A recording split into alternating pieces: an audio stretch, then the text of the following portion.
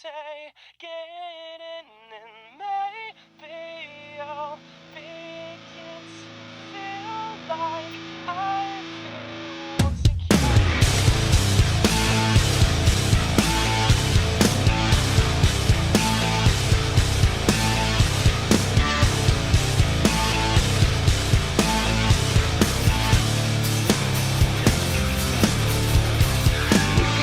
To war, to murder, to hurt, scorch the skies and poison the earth, and watch the stumbling at first and partially fix it all again. Time is cracked, the warning sirens have faded. It's coming, either hell above or heaven below. The board has been set, your bed has been made.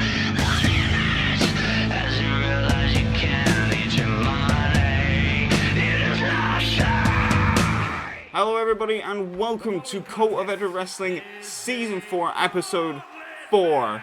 As the announcer is saying as I'm talking over them, it is a gauntlet match here tonight. And here's the rules actually. When one superstar is eliminated, a new superstar enters. The eliminations can occur by pinfall, submission, or disqualification. The match continues until one superstar remains, and that superstar will be declared a winner. And that is what a gauntlet match is all about. Thank you very much, announcer, for that. But also to all of you lovely people that are in attendance for tonight in COEW Wrestling and watching at home, a gauntlet match tonight is 8 women that I do not know the name of, and I guess Jamie Hayter is coming out first here tonight.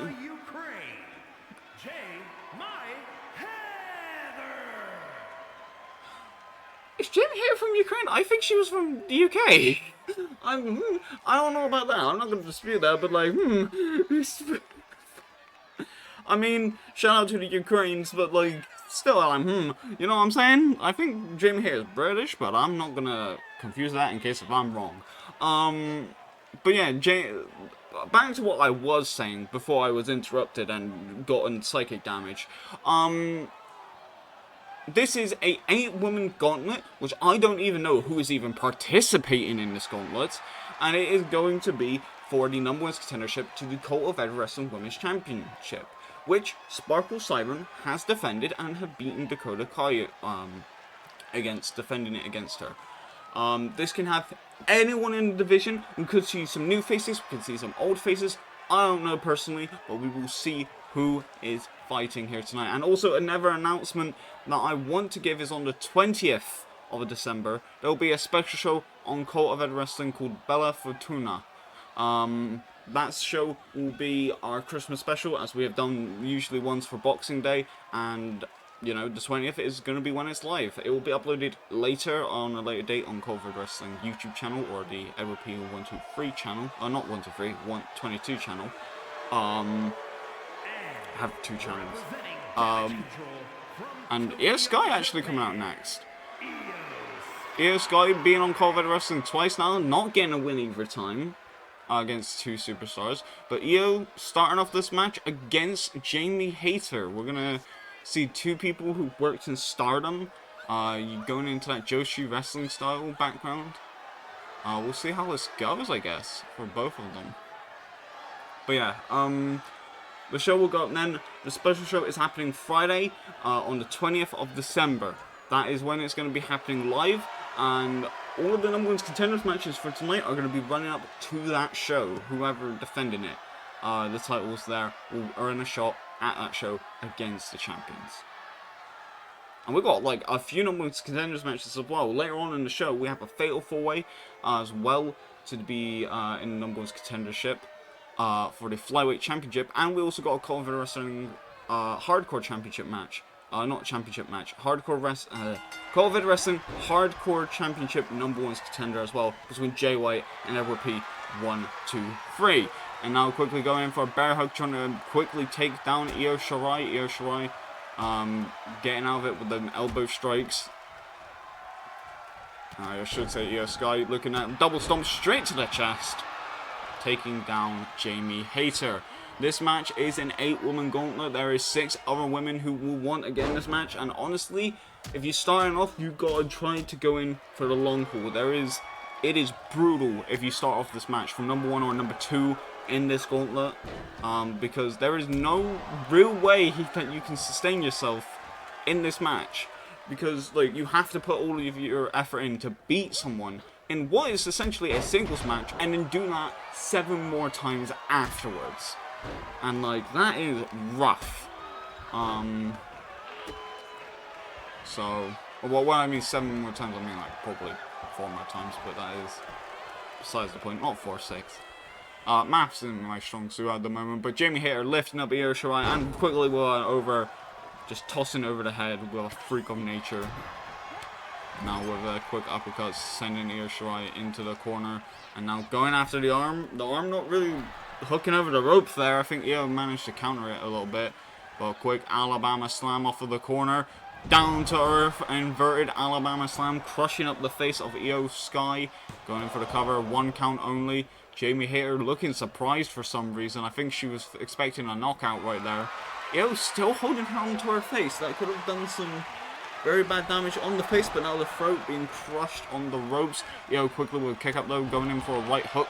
Managing to take down Jamie Hayter. Jamie Hayter on the ground, going after the arms a little bit, going in for maybe a knee strike straight to the face. Landing it square on the nose. Be like, and now quickly going after the knee, trying to break the kneecaps of Jamie Hayter a little bit there. Jamie Hayter quickly getting up, taking back down to the map, and now immediately going into the crossface, trying to look for a submission hold, but that did not work. Quick kick to the gut and rolling Io Sky over before Jamie immediately throwing Io onto the ground and landing a few stomps of her own. Big flex for the crowd, big muscles all over the place. Io missing that kick right there. That is a rookie mistake on Io's part, even though Io is not a rookie. But managing to get some control afterwards with some grapples. Io Sky now looking in for some boots to the face. I do not know if it is wise to provoke Jamie Hayter with the pace of that, but I could be wrong. Io Sky maybe looking for a suicide dive to the outside, and she nails it. A suicide dive crossbody to the outer side, taking down Jamie Hayter. And Jamie Hayter getting a drop kick to the back of the neck for her troubles. Referee not counting countouts on the outside, which is interesting because I thought this match would have countouts, but I guess not. I guess disqualifications is the only rules in the thing. But yeah, this is an interesting strategy right now, taking it to the outside. And now immediately the announce table being destroyed by Io Sky. Listen, the announce tables, they cost so much money. I don't want to say, like, hey, don't destroy the announce tables, but, like, please do not destroy the announce tables. We don't have it in the budget, alright? Our budget has been going down because Jester keeps, like, causing terroristic pyro effects, like, across the entire stage. Now immediately smashing into the steel steps right there. A little bit of smashing right there. Now going after the steps. Nope. Quickly with some elbow strikes. Should get out of it. Jamie Hayter quickly getting thrown into the steps one more time. Thrown into the ring. Quickly going in the ring. Going in for the cover. Nailed it real quick. 1, 2. A quick kick out 2. Those steel step shots did do a lot to Jamie Hayter, and honestly, that might be a good strategy. Use the environment to wear down your opponent, get the victory early on, and then you can save yourself for the other ones. Because remember, there's more than one wrestler that Io Shirai has to fight against. After this, she's got 6 or other contestants. That is a lot of matches that you have to go through. And so far, we only seen one Io going up to the top rope, maybe looking for the moonsault again, but a quick dodge out of the way. The referee was in the way of that camera. And Jamie looking for possibly the Hayter raid. Nails the powerbomb, going into the cover. 1, 2, and a quick kick out. Jamie not looking impressed. Io trying to get out of the ring there a little bit. You can see quick chop there, but now the knees being wrapped around the ropes. Trying to take out the legs of Io. Io being in the quickness area of offense, whereas Jamie is more in striking. Io with only a 1 count being taken there. And Io quickly getting up off of her feet, going in for the Hurricanrana takedown. Jamie Hayter being lifted up. Quick thrown into the corner. Elbow stroke straight to the chest. Stomp to the gut now, repeatedly.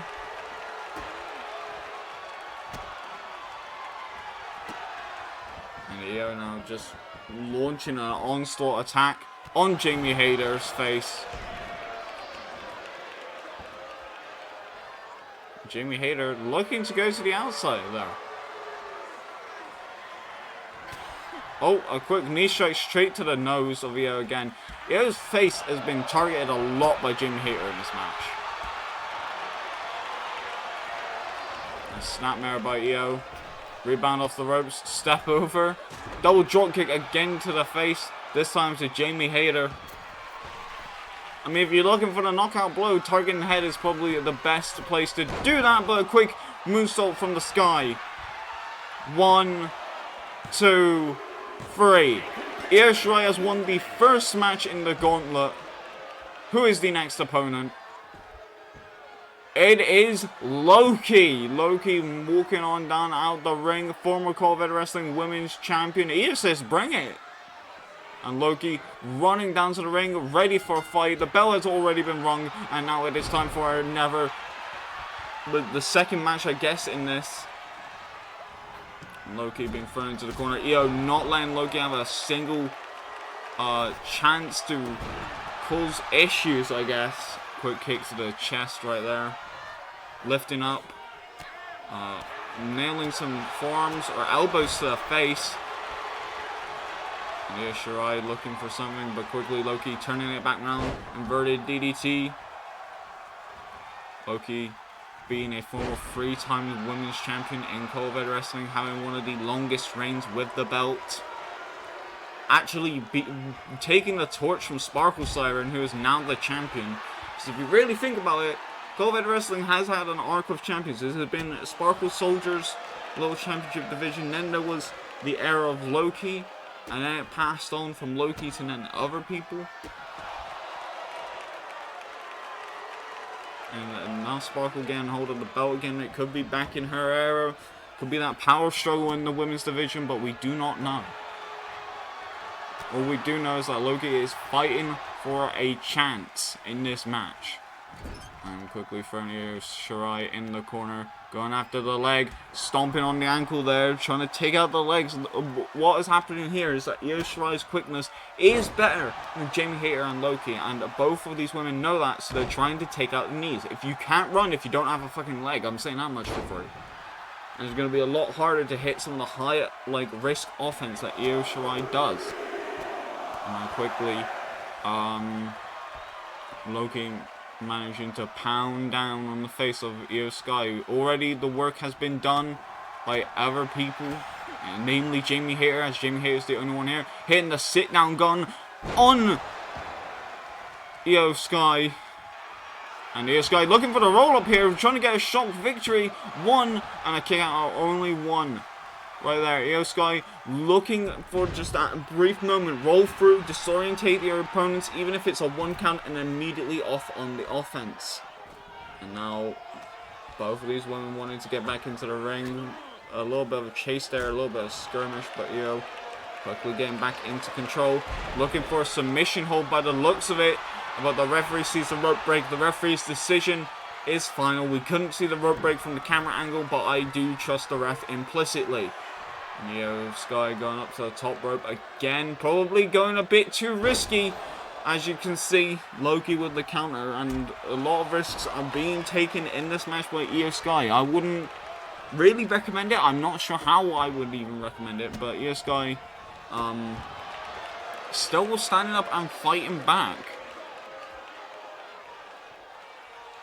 Loki in the corner. Io going in with the running knee straight to the face.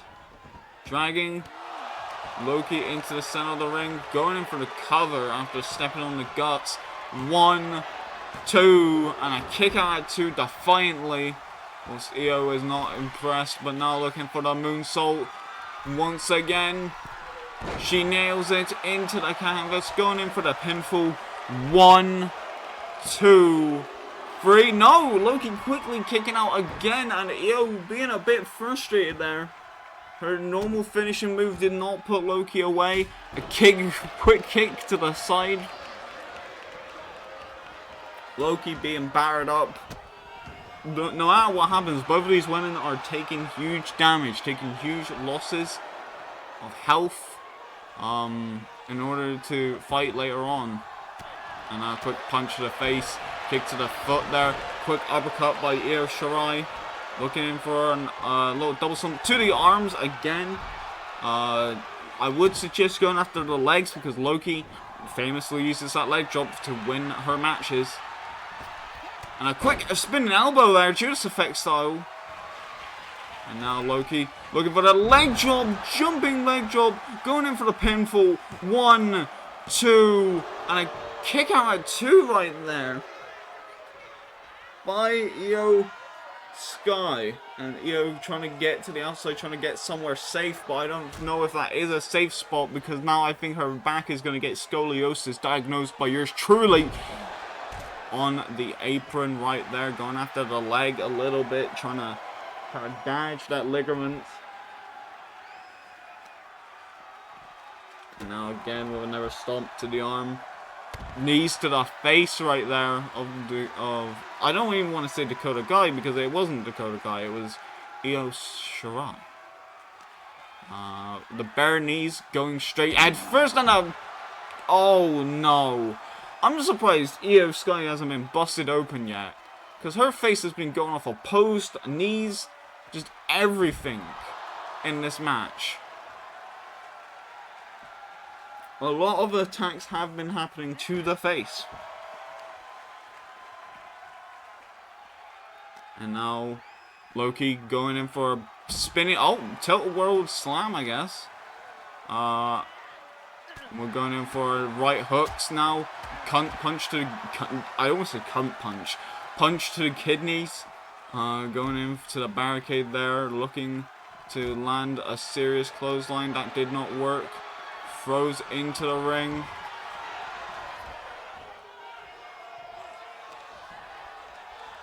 And now Io putting Loki into the corner. Quick kicks to the gut, smashing the head into the turnbuckle. Loki, dazed as all, being thrown to the other side. Io outsmarting Loki there in this gauntlet match. Remember, if you're tuning in now and didn't hear earlier, this is a 8-women gauntlet match. We do not know who's in this. This is now the 3rd participant in this. Io Shirai has beaten Jamie Hayter in order to advance in the gauntlet. Rope break there. I don't even know if that's a rope break. I think that's a little bit of fishy officiating right there. Oh wait, maybe it was there. Maybe it was moved away from the ropes after the break of the pinfall. But you know, the referee's decision is final. But yes, this is a gauntlet match. There is essentially a one-on-one match, and whoever wins that match goes on to face the next competitor. If you're in the 8th spot in this 8-women gauntlet match for the number 1 contendership for the women's championship, you're in probably the best spot in this entire match because you can just wait whilst these women wear each other out. And Io quickly with a Spanish fly off the top rope, trying to do literally anything to get ahead in this match. And now looking for another moonsault.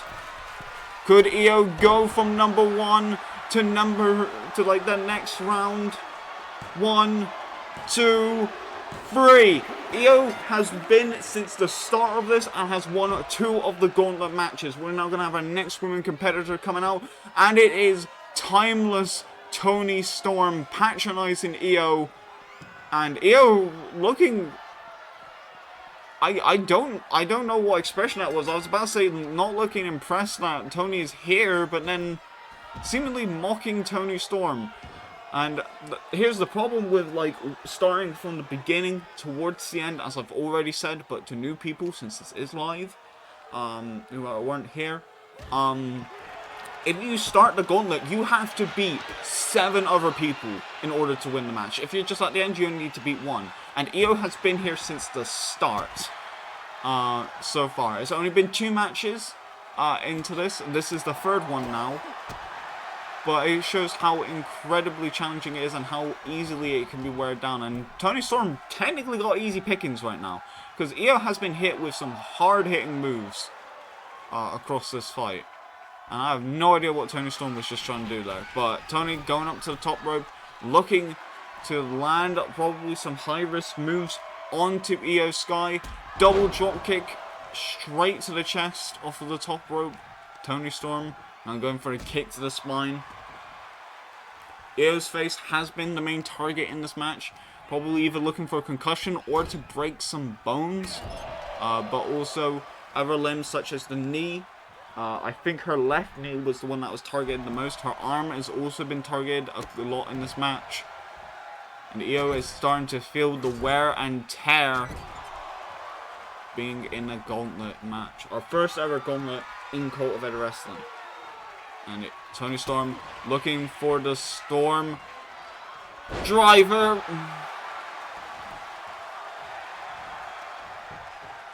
One, two, three. I do not blame Io for losing that. That was one hell of a performance in this gauntlet so far. And now it is actually another member of Damage Control coming out now in Dakota Kai, the woman that lost to Sparkle Siren. And Toni Storm pretty much fresh off of that last fight, going to be fighting against Dakota Kai here in this gauntlet. And Dakota immediately going in for a Hurricane Rana. Dakota probably a little bit annoyed that her friend in Io Sky has been eliminated. But we will see how this goes. Dakota now throwing Toni into the ropes. Quick kick to the leg. If Dakota wins this, she'll be going on to face Sparkle Siren again at COEW Wrestling Bella Fortuna. That will be happening on the 20th of December. And quickly, Dakota Kai grabbing over the head, smashing into the turnbuckle right there. Again, I would like to say I'm surprised that there was no blood earlier in this fight, but knowing Dakota Kai, probably there will be. As Team Kick leader, is very good at strikes with her legs, and I would not expect anything less out of these 2 world-class athletes. Going in for the cover here, I do not expect a 1 count at all. This match has really only just got started for them too. A quick drop kick taking down Toni Storm.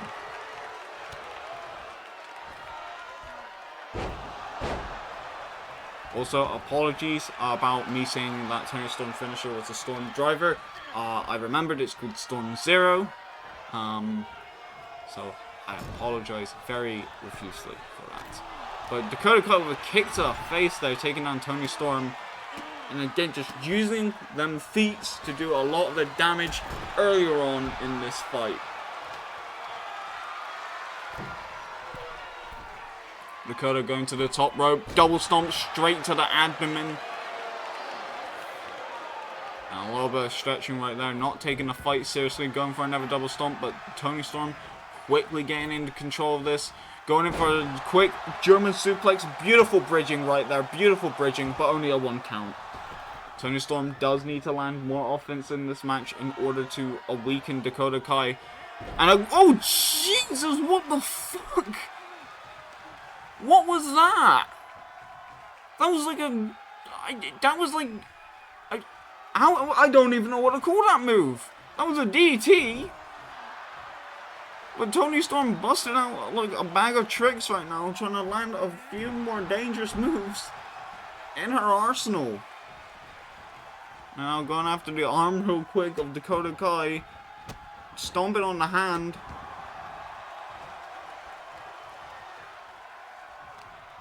I honestly don't know what that move was. Now I'm trying to drag Dakota Kai more into the center, I guess, but Dakota quickly getting up.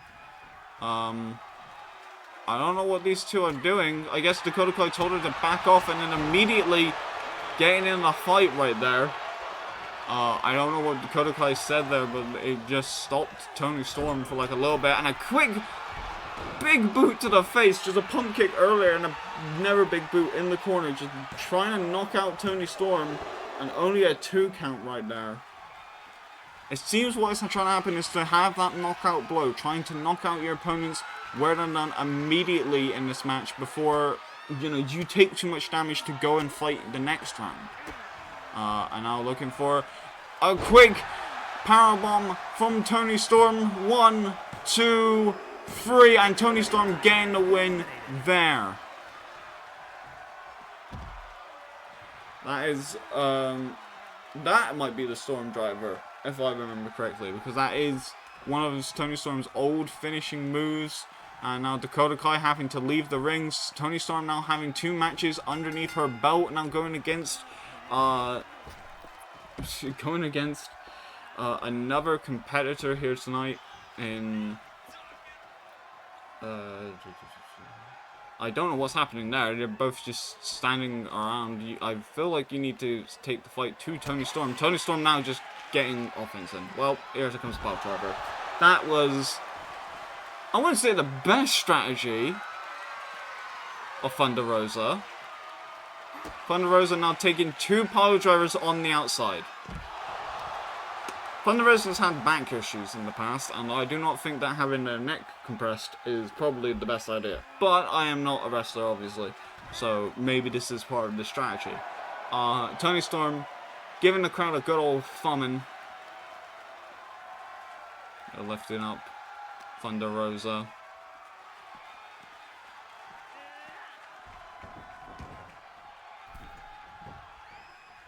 Thunder Rosa now stuck in the ring, rolling over. This could be it, actually. 2 pile drivers on the outside is very dangerous. I am not surprised.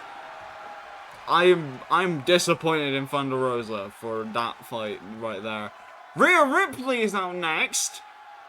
Rhea Ripley losing to Mia Yim last COEW Wrestling bout, but actually managing to win the one before in a Fatal 5-Way women's match, and now she's out here tonight to fight against Toni Storm. Toni Storm barely having that much damage done to her. Dakota Kai did land a lot of strikes, definitely weakened up Toni Storm to Rhea Ripley, but Rhea Ripley coming in fresh and making sure that Toni Storm is not going to make the same moves that she just did before. The 2 power drivers on the floor on the outside, that's only a thin layer of padding that is protecting you from the concrete floor. It's not really going to be that helpful. But now going up top, looking for a big smile. Rhea Ripley, I think, just dived headfirst into Toni Storm's ass, or at least lower back. And now that is a 2 count. Toni Storm is on the ropes right now. And a quick knee strike with the bare knees directly into her face. Rhea Ripley going in for an exploder right now. Takedown into the canvas, going in for a stomp. And a quick tackle. Toni Storm has, I think, not landed a single strike against Rhea Ripley at the moment. The Eradicator is landing all of the offense right now with a frog splash of her own. Rhea, going up to the top of the head. Now looking for the inverted cloverleaf. Looking at the legs, trying to submit Toni Storm. This is a torturous submission to be in. But she lets go of Toni Storm. And now looking for probably something else. Maybe the Riptide. Who knows? Only God knows, and I don't think God is on Toni Storm's side. Power slam straight down into the canvas. Looking to go up to the second rope. And telling Toni Storm to get up on her feet. Toni Storm obliges with a quick drop kick, but Toni Storm actually dodges out of the way and lands a stiff elbow of her own. Rhea Ripley now actually on the back foot. Toni Storm I was saying on the back foot, Tony literally being put in the corner immediately, and Rhea now stretching that face of her, well, not stretching the face, stretching the legs of her on her throat, trying to choke her out. And now landing in some of them stiff kicks. And going in for the cover immediately. The referee really responsive, going in for that. And a free count! Tony Storm might have just been taken out by the stumps. Maybe that knocked her out. Maybe the stretched of the legs, who knows. But Rhea Ripley now fighting against last participant in the match, I think the announcer just said, which means it is Mia Yim versus Rhea Ripley. Mia Yim managed to beat Rhea Ripley after Rhea disrespected her last time. Rhea wants revenge, obviously, for being made a fool last week on COEW Wrestling. And they are both starting off the last part of this gauntlet match. Rhea not really having that many offense in. Apart from like one punch in the face, I do not know how much weakened that is between Rhea Ripley and Mia Yim. But Mia Yim obviously fresh, obviously got no more stamina out of the two, and is locking in the assault. Mia Yim has beaten Rhea Ripley before. It was on the ropes, almost lost immediately without any offense, but then fought from the ground up and then won at the end. You do not want to underestimate Mia Yim, as we've learned from last week's COEW Wrestling. But Rhea Ripley not wanting to make the same mistake. This could be a different result. And we would have to see. Quickly going after the legs again. Stomp on to the ankle.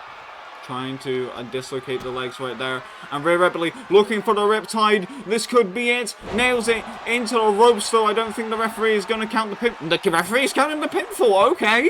1, 2, and a kick out at 2. That was the riptide. That move would usually be the end of it. But because of how fresh Mia Yim is in this fight, I don't think that would have been the end. And now Mia Yim trying to get some offense in.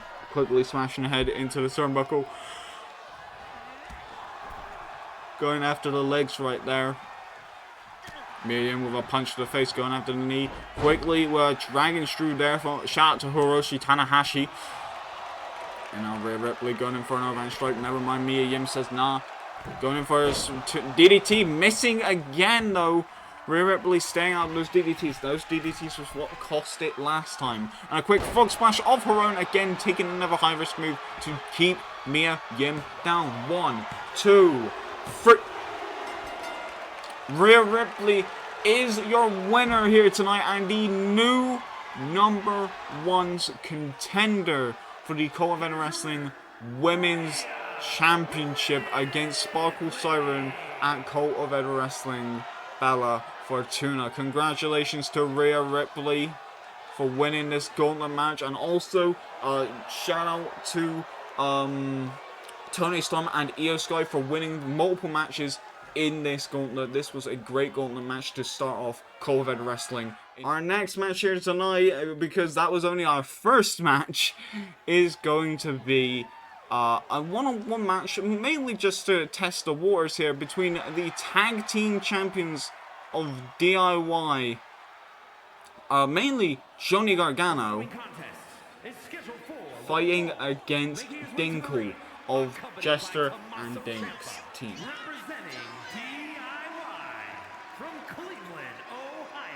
From Cleveland. 199 pounds. One half of the Action Tag Team. Man, they're getting a long intro right now. They're already in the ring.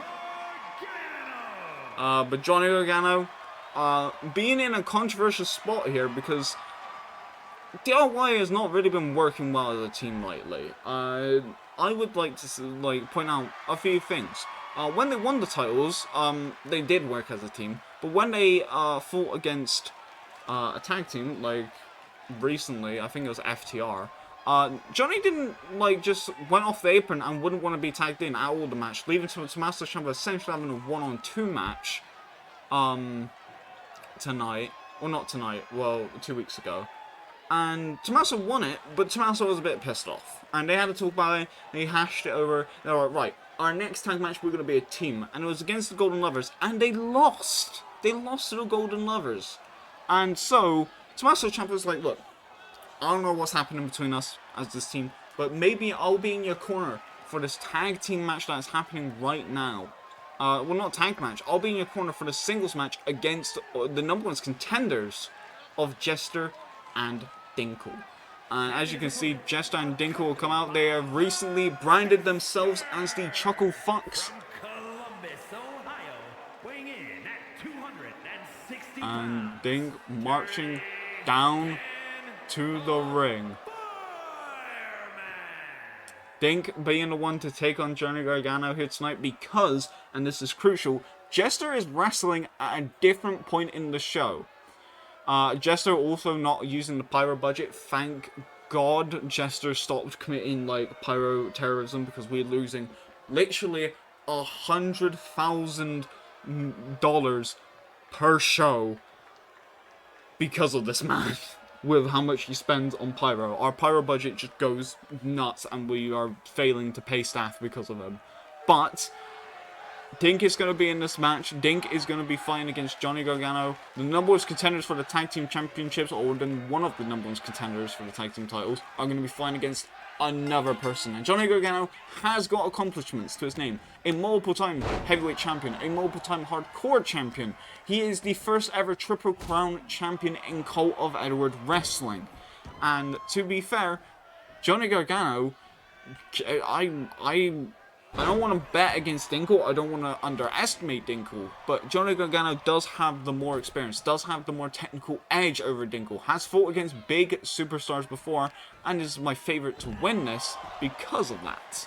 But, however, Dinkle has been undefeated. Credit, it is in tag matches, but every tag match it has been in, Dinkle has been the one to do the pinfalls. Dinkle has also been the one to beat, former world champion Malachi Black.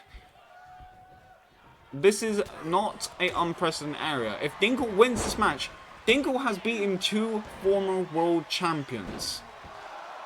And one of them in a singles match. Because Jester is not really... what is Jester doing? Jester has removed the turnbuckle padding. Why? Jester trying to act all natural over here. But yes, like, Dinkle would be making not only just a name for themselves like they have already, but has then also proven that they can hang in the tag and the singles divisions against top stars that have won major titles in this show. And that is very good for someone who's only had 3 matches in their entire career, might I add. And Dinkle going after Gargano on the ropes. Dinkle actually putting a fight to Gargano after Gargano had the brief upper hand at the start, but Gargano now going after it. And as we can also see, Gargano and Dinkle do share similar height. Like, it isn't like Dinkle is big man. He is around the same height as Gargano. It's just muscle. This is what I mean by big man. Dinkle has a lot of muscle, as you can clearly see. And using that as a very big strength is key to winning this match. The referee seeing the turnbuckle that was taken down earlier by Jester, trying to repair it at the moment off camera. But while Dinkle is now going in for the pinfall. 1, 2, 3. Maybe that was a 3 count, maybe it wasn't, but the referee was distracted, so no count happened there. If that was a 3, if that was like, you know, a straight up pinfall victory, oh my goodness. Gargano literally just had his head dropped on like the top turnbuckle from a powerbomb. Gargano might be seriously hurt because of that. Ouch. Well, by the looks of it at the moment, Gargano is still in the fight, trying to use as much offense as possible. Trying to hit that that drop kick there. And Jester grabbing hold of a chair. Why was Jester getting a chair out underneath the ring? Jester, you need to calm down. Jester getting more involved in this match than he should. The referee could eject him if he keeps messing around on the outside, distracting the opponents in the match and causing problems. But Dinkle now going in Well, not Dinkle. Johnny Gargano looking for a Gargano escape, looking to tap out Dinkle. Dinkle grabbing hold of Gargano here, and just a quick knee strike straight to the back of the head and a punch to the face, getting out of the Gargano escape. Quick strikes with the hooks and the punches. And now looking to do that. A quick taunt there was probably a bad idea, as Gargano immediately took advantage. We're now looking for spring cleaning. This is what the move is called. It's called spring cleaning from Dinkle into the middle of the ring. 1, 2, 3. Dinkle has now just beaten Johnny Gargano by themselves. I would say Jester was more of a problem in that match by distracting the referee on, because that could have been a victory. But Dinkle has just beaten Gargano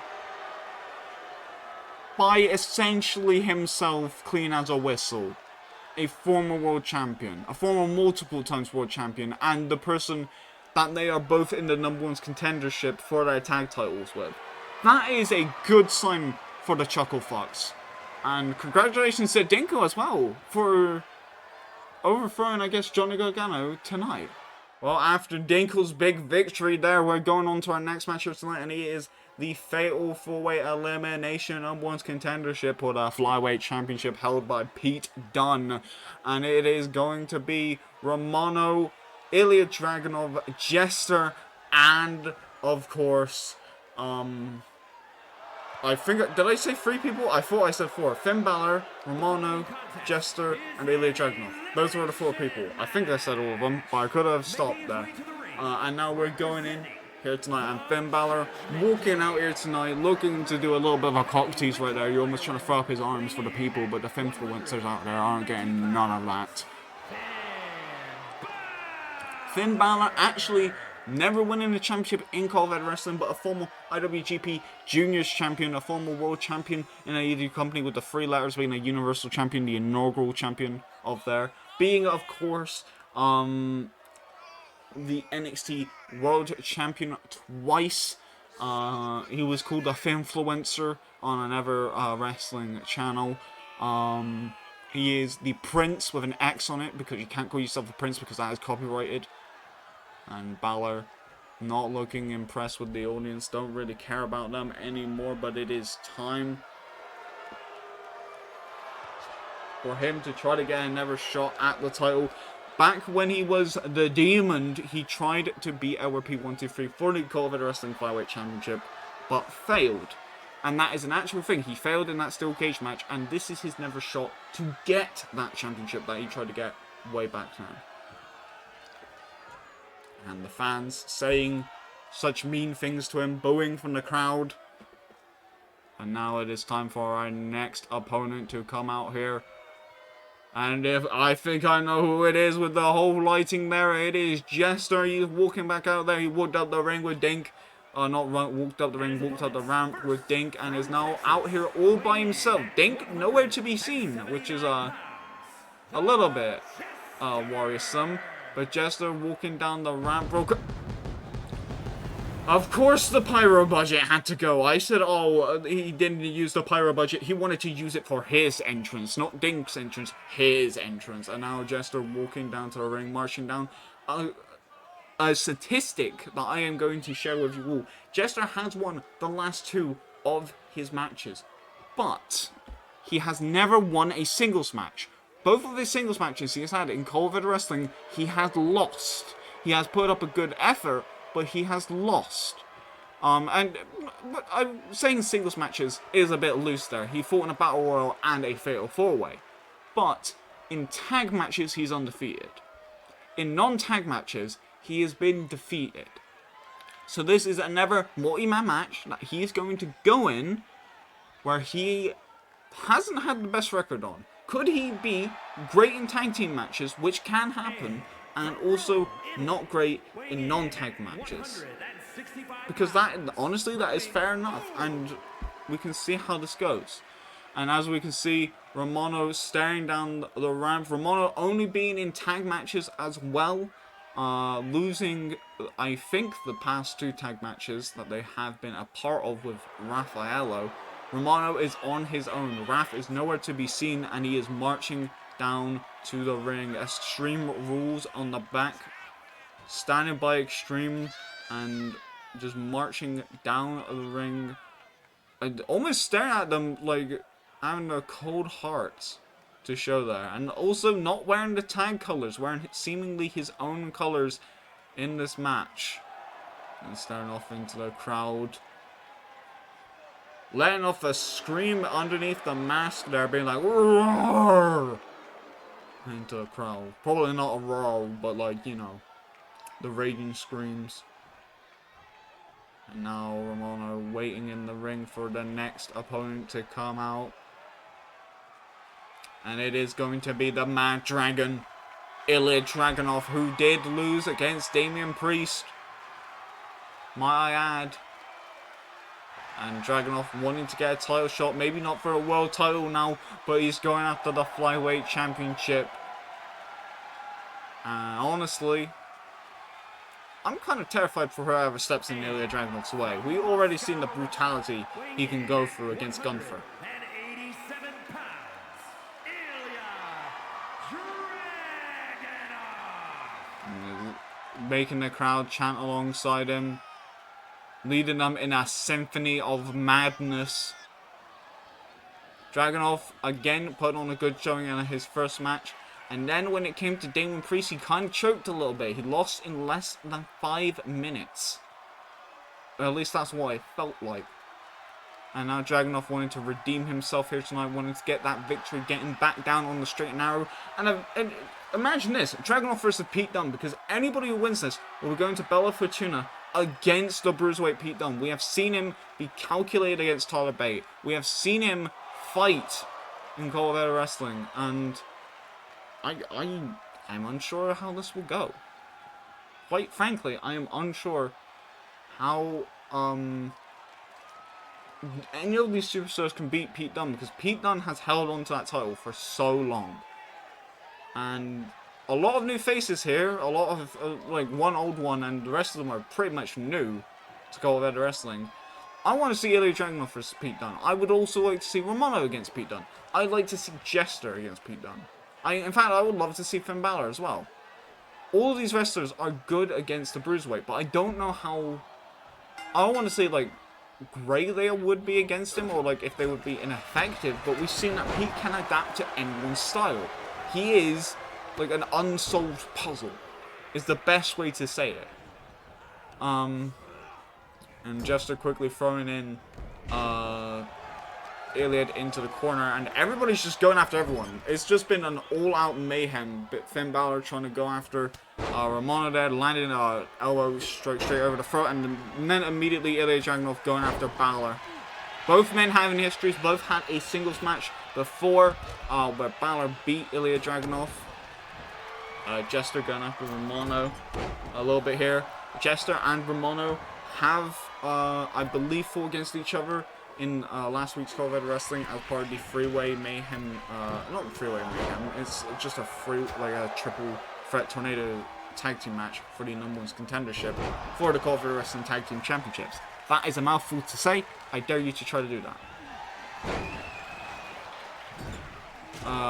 I don't know who threw it back, but like, yeah, going after the punches there. Sorry, I had like someone in my headset. My headset from backstage asking if someone threw it back, and I honestly missed it. But if you want to rewind it later on when this is uploaded onto YouTube, our P22 channel, you can see that. And quickly with a boot to the face of Romano, quickly with Finn Balor stomping down Jester's face inside the ring. And I will say, this is elimination. You can just let the pins happen. You don't need to break up. You want to be the last person at the end.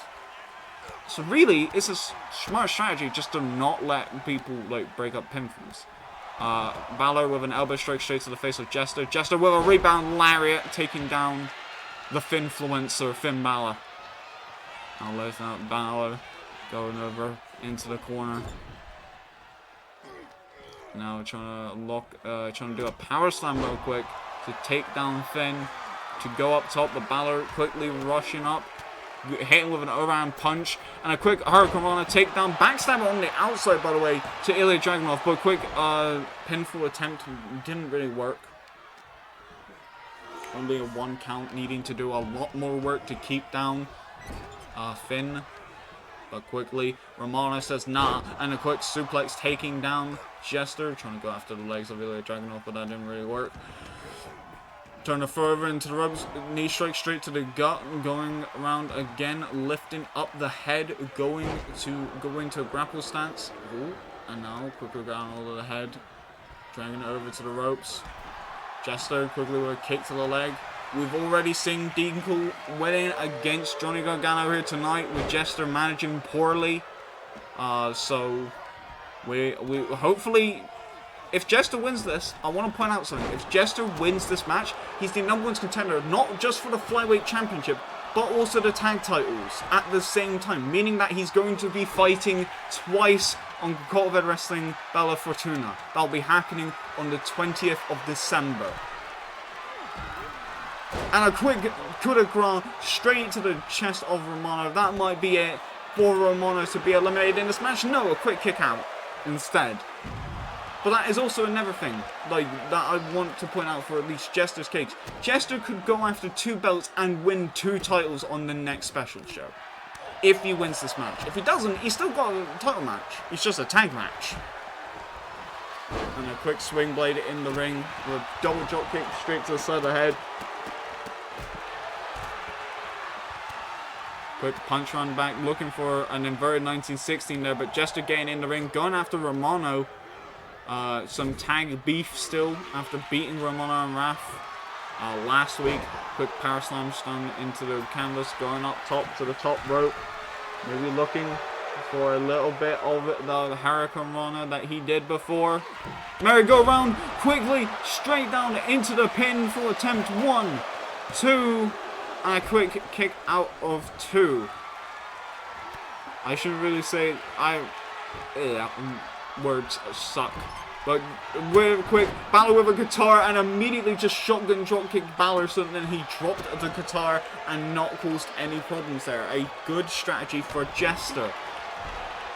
With them powerful legs, them powerful thighs, helping Jester launch Balor and getting that guitar out of here. The table stab on the outside. Ilya Dragunov quickly with a clothesline and now running knee strike straight to Jester.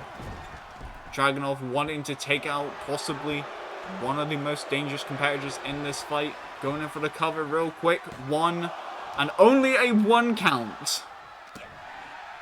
May I remind you that this is an elimination match. And Jester is on a 1 count. Okay, well, Torpedo Moscow. Well, this could be it. Dragunov sensing that he needs to go drastic, going in for the Torpedo Moscow straight to the face, head to head. 1, 2, and a kick out at 2. Jester getting out of Torpedo Moscow. That is interesting. And now looking for a chair right there. Jester quickly blocking that chair strike before landing a double front drop kick of his own. Going after the arms of Ilya Dragunov. And now dragging Dragunov into the center of the ring. Dragunov looking to go in the corner. Quick shotgun baseball drop kick, or basement drop kick was what it was. And immediately with a suplex over to the outside. We really should be working on the outside as well, like what's happening with Romano, Finn Balor, but this match is getting crazy right now between superstars. Balor landing some stiff strikes to the outside. And Jester with a guitar, looking for a guitar shot. Inverted 1916 on the outside to Romano. You need to go in the ring in order to beat people, though. And a powerbomb on the guitar! You wanna sing Wonderwall? Well, you gotta play this. And that didn't really work. And now quickly with the kendo stick. Again, disarming the weapons. 1916 Bloody Sunday. From Balor to Ilya Dragunov. That could be it. That was the move that beat Ilya Dragunov the last time they had an encounter. And now it is this time where Dragunov is the first man eliminated. And now quickly taking down close to that kendo stick. Going in for a head scissors there. Landed on the kendo stick. Taint first. And Balor could just stay around the outside. Ash Driver, the Clown Special, or as Jester likes to call it, Clowning Cheeks, taking out Romano. It is now Jester and Balor in this fight. Whoever wins this out of these two will go on to fight against Pete Dunne at Bella Fortuna.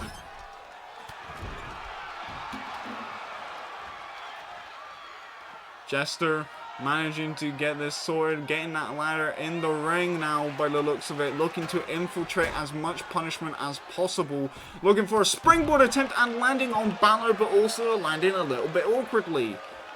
Taint first to the face of Balor and a little bit walking gingerly there, not in the best way, but looking for a chair strike nonetheless. Balor quickly disarming the knees with a quick drop kick, looking to go around the side, throwing Balor across the arena, looking to possibly deal some more damage to the gut, grinding the boots into the sternum of Jester on the outside. But you need to be in the ring in order to get the victory. You can stay around the outside as much as you want, but you need to get in the ring. I don't know what happened there, but I think Jester got out of it the best. The barricade was in the way. The barricade is built for the fan safety and also the wrestlers as well. And now a quick little kick to the legs there. Looking for trouble in paradise, but that didn't really work there. And now Jester just having hold of it. Just slapping Balor there. No respect whatsoever. And now looking for a quick elbow strike to weaken Balor a little bit. Going in for a jawbreaker against the Prince. What is he planning? Balor keeps getting up when Jester is about to go to the corner to hit a move. And again, it just slapped him.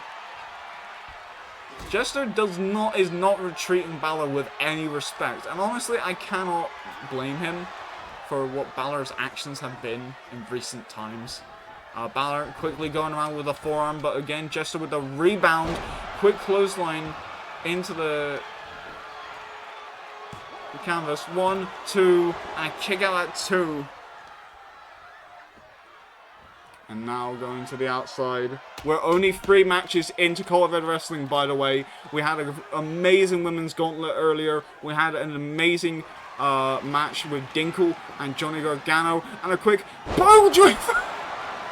I don't know if that was on the ladder or not, but that is a pile driver to the Prince. 1, 2, 3, and your number 1's contender for the COEW Wrestling Flyweight Championship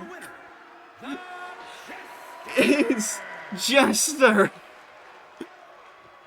winning his first singles match in quotes, but his first solos bout in Cult of Edward Wrestling. We welcome you back to our 4th match here tonight on Cult of Edward Wrestling.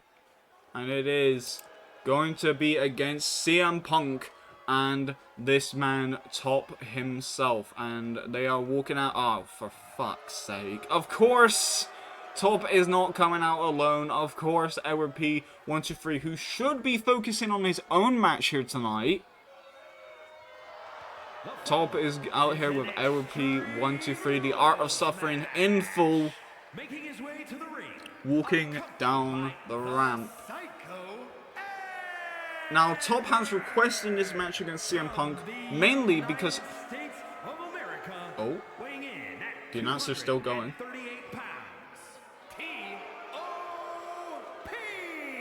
Top was showing off that combat skill there. But Top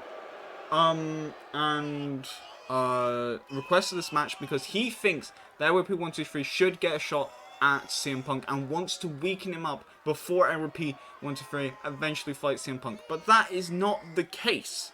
Because later on tonight, in our co-main event, is P123 versus Jay White in a death match. These two are going to be fighting for the number 1 contendership for CM Punk's title at Bella Fortuna. If Edward doesn't win that match, he is not going to fight CM Punk, despite tormenting him constantly for the past couple of weeks.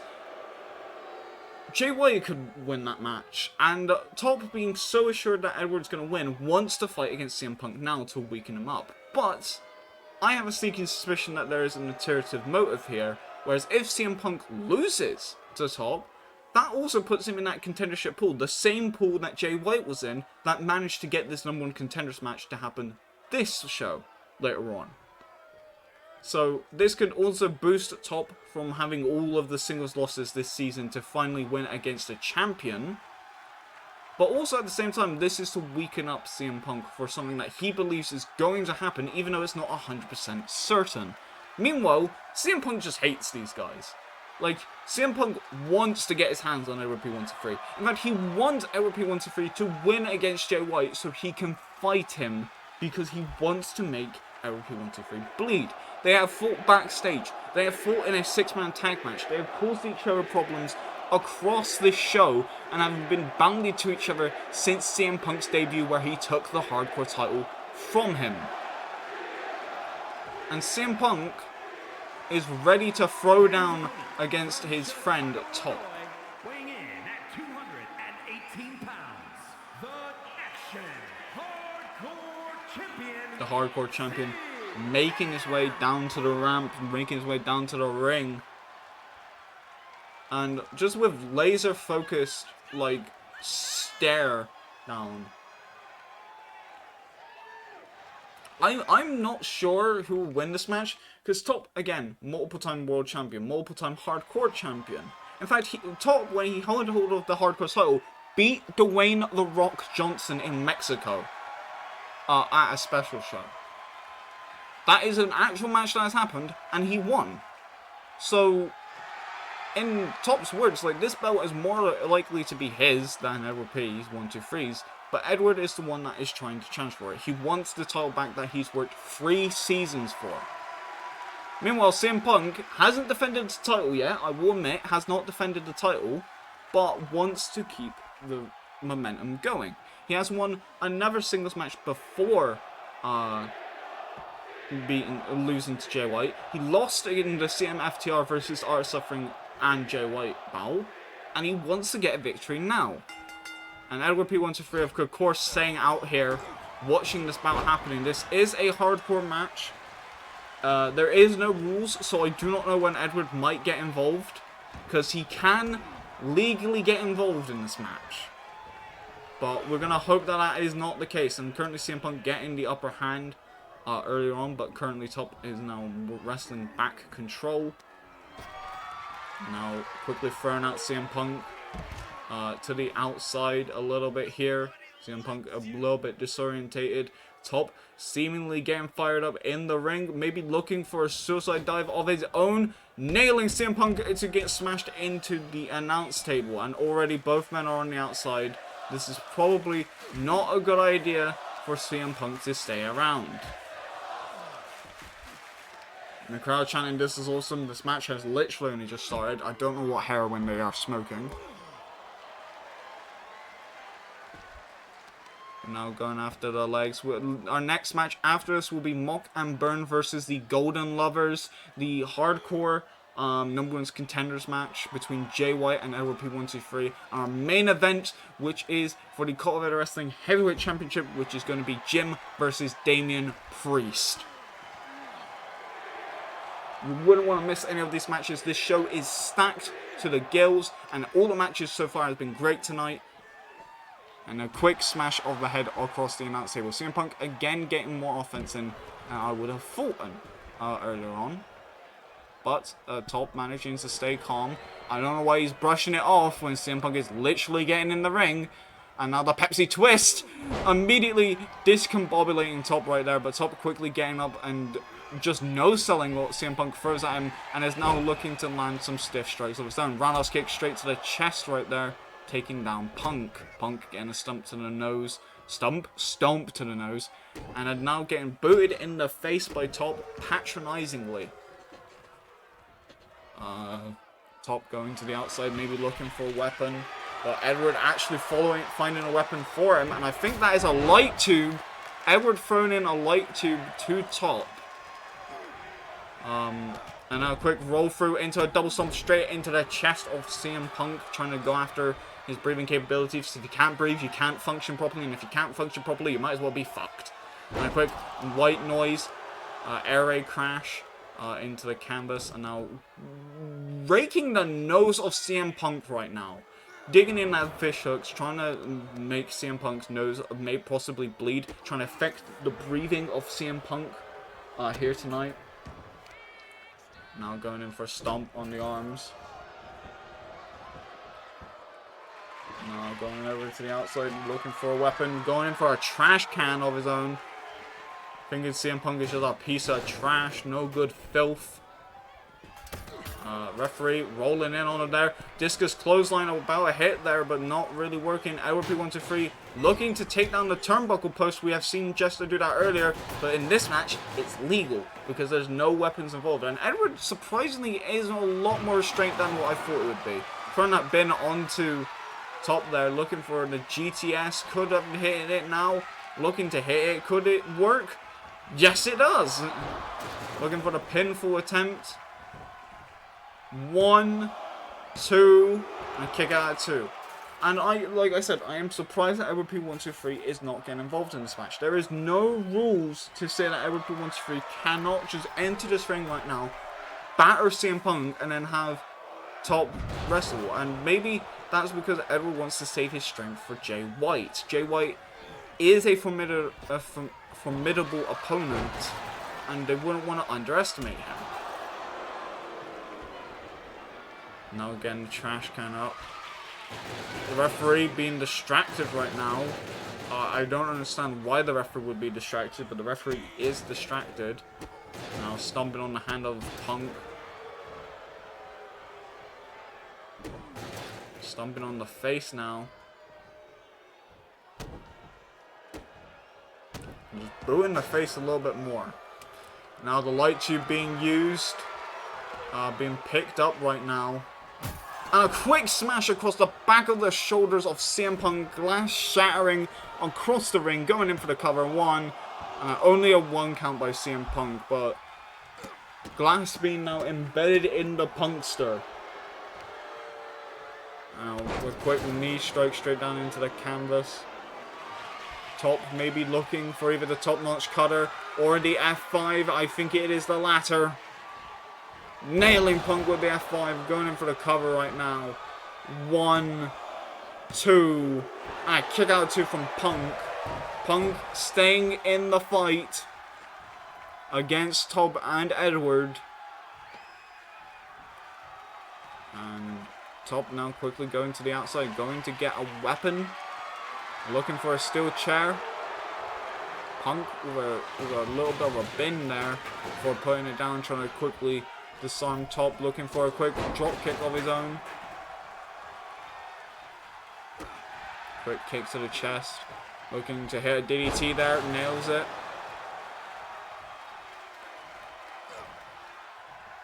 Now another DDT of his own.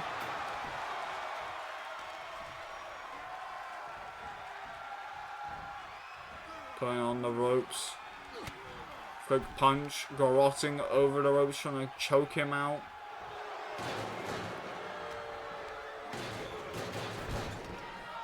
Into the post that actually Edward took down there. A little bit of an assist from Edward, making sure that exposed turnbuckle was there before CM Punk ran into it. And then throwing the bin on CM Punk. Top probably just looking to deal as much punishment as possible. Again, chest first into the turnbuckle. Probably trying to break the ribs of Punk as we speak. And now landing in a couple more strikes of his own. Then up top, landing a quick splash. Punk trying to crawl out of the way, but the bin is stopping him, and Top is just staring at Punk. And looking for probably the top-notch cutter. Nailing it in the canvas. Going in for the pinfall. 1, 2, 3. CM Punk being beaten decisively by Top with a little bit of an assist from Edward. And Edward not really getting involved that much this fight as well. And Top and Edward getting the win here tonight against CM Punk, punishing him before possibly his match at Bella Fortuna against either LP123 or Jay White. We are here for our next match, and it is the tag team match with the Golden Lovers. And coming out first, I'm unsure who's coming out right now. Oh, it is Burn. Now, Burn has been unlucky this season so far, not really picking up a win.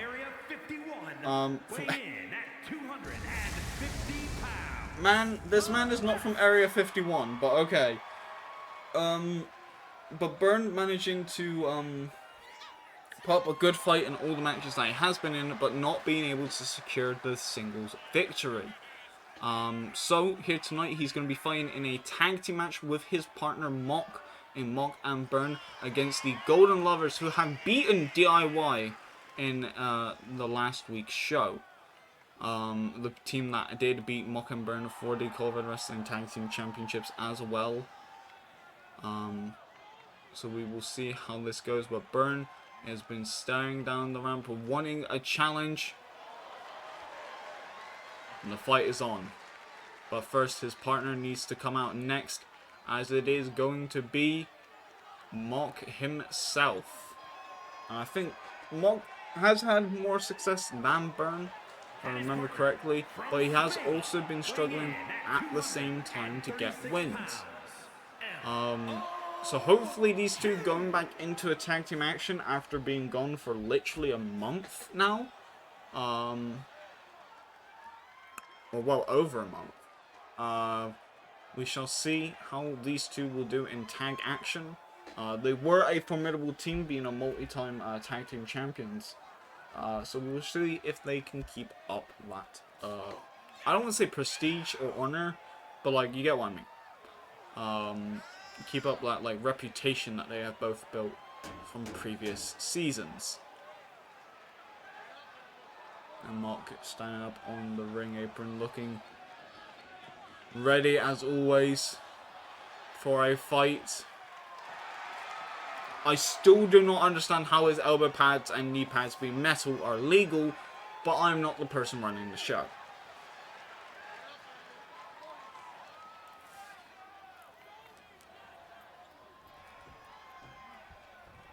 Now our next participant entering the ring, it is going to be either Kenny Omega or the Golden Man himself, Kota Ibushi, the Golden Star,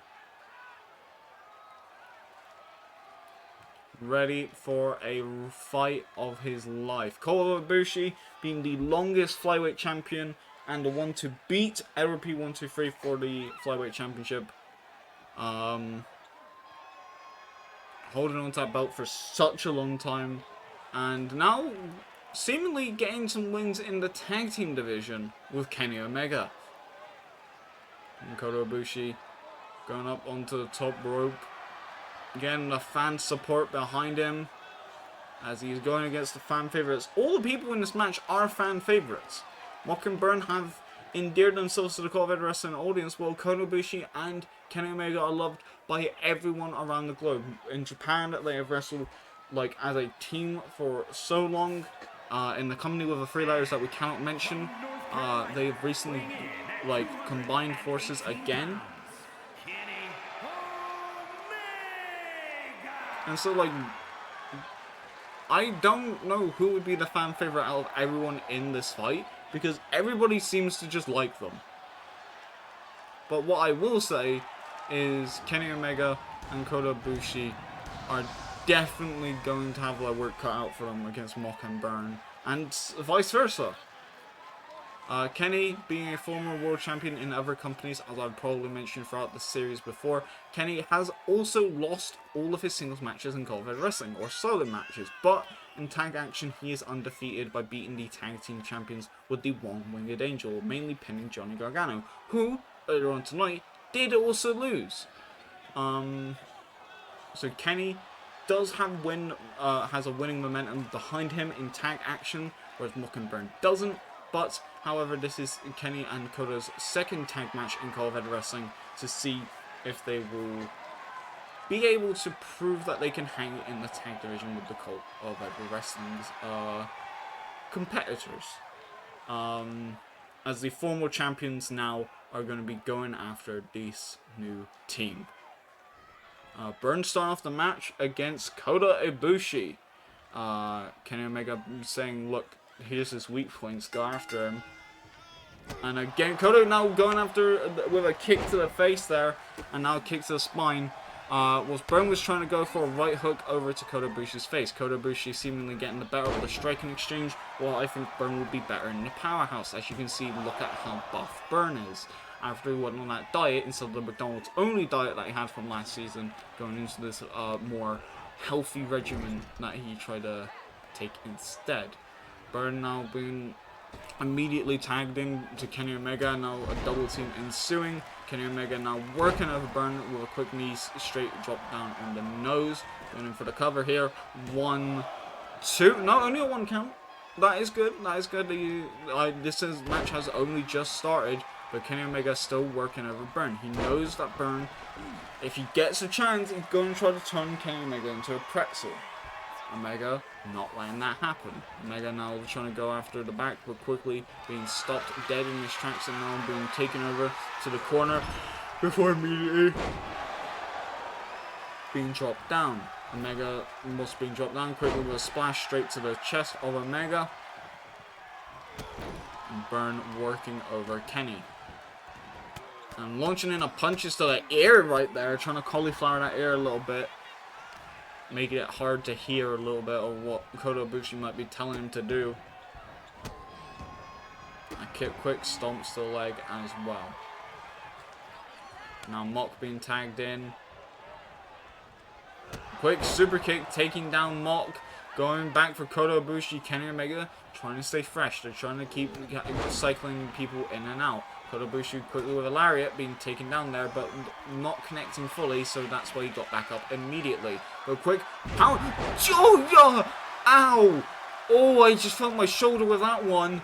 Literally lifting up Kota Ibushi and just driving him down onto his metal knee pad. And I'm immediately running into the other corner with this man, pouncing him backwards and forwards like a madman. Kota Ibushi somehow still standing from this gets a short arm lariat for his troubles. Kota Ibushi now being pinned. 1, 2, and a kick out at 2 has just happened right now. Kota Ibushi again lifted up, thrown into the corner. Lifting up again and again, it's just the strikes there, and you can just see Mock's face. He is in primal rage right now, just throwing him backwards and forwards like a fucking madman. Quick kick to the leg, quick little suplex over with a German suplex, going in for a running knee strike. That did not work. Going to lift up right now, looking to drop him like a bad habit on top of his turnbuckle, and now he's got a concussion. Now going after the quick head, never mind, kick around to the side of the face, going around to the stomp on the arm right there. And Kota Ibushi wanting to tag it in the cleaner, Kenny Omega. Kenny Omega now getting in the ring, looking in for a hurricanrana. We've seen that move a lot tonight from wrestlers who are trying to upstage someone almost immediately, trying to get a little bit of offense in here tonight. And a quick knee drop straight to the face of Mock and a bald ass head. And now Kenny Omega with the ground and pound here. That could have led to some serious damage there, maybe a possible concussion or two. Trying to knock out his opponent. Omega, well, jumping over the top rope, landing immediately on Mock with a suicide dive over there. A tope suicida to the outside. Kenny Omega making his way back into the ring. Mock wanting to get a quick hot tag in. Burn immediately in this fight. Kenny, and then immediately disarms Burn. Immediately goes, nah, you ain't doing shit. You're staying down on the ground. And a quick deadlift powerbomb from Kenny to Burn immediately in this. The belt spout machine, one of the best wrestlers around the world, trying to get some power bombs in against Burn before he can do anything to him. Going in for the cover right now, going in for 1, going in for a possible 2, but that did not happen. Kenny Omega a little bit flabbergasted from that, but now again going for another power bomb of his own. 3 power bombs in a row from Omega to Burn, and now looking to possibly get Kota Ibushi involved. Ibushi getting in the ring. Burn roided up quickly with a big boot, trying to get a little bit of offense in, trying to keep that man down. Deep 6 in the canvas. And now going in for the cover here. 1, 2, and Kenny getting in the ring there, a little bit concerned for Kota Ibushi, realizing that he wasn't moving that much. Burton has beaten former champions and won belts by hitting the deep 6 before. And a quick clothesline taken on Kota Ibushi there, sliding on in. Mock intercepting that as fast as he could. And then quickly thrown into the corner of the Golden Lovers. Kenny Omega being tagged in. Now Kenny being launched into Mock. Shoulder first. Kenny trying to launch as much of damage as he possibly can. Quick elbow strikes with the metal elbow pads. I seriously do not understand why we have metal elbow pads, but hey, I'm not the fucking person booking the show or doing background checks.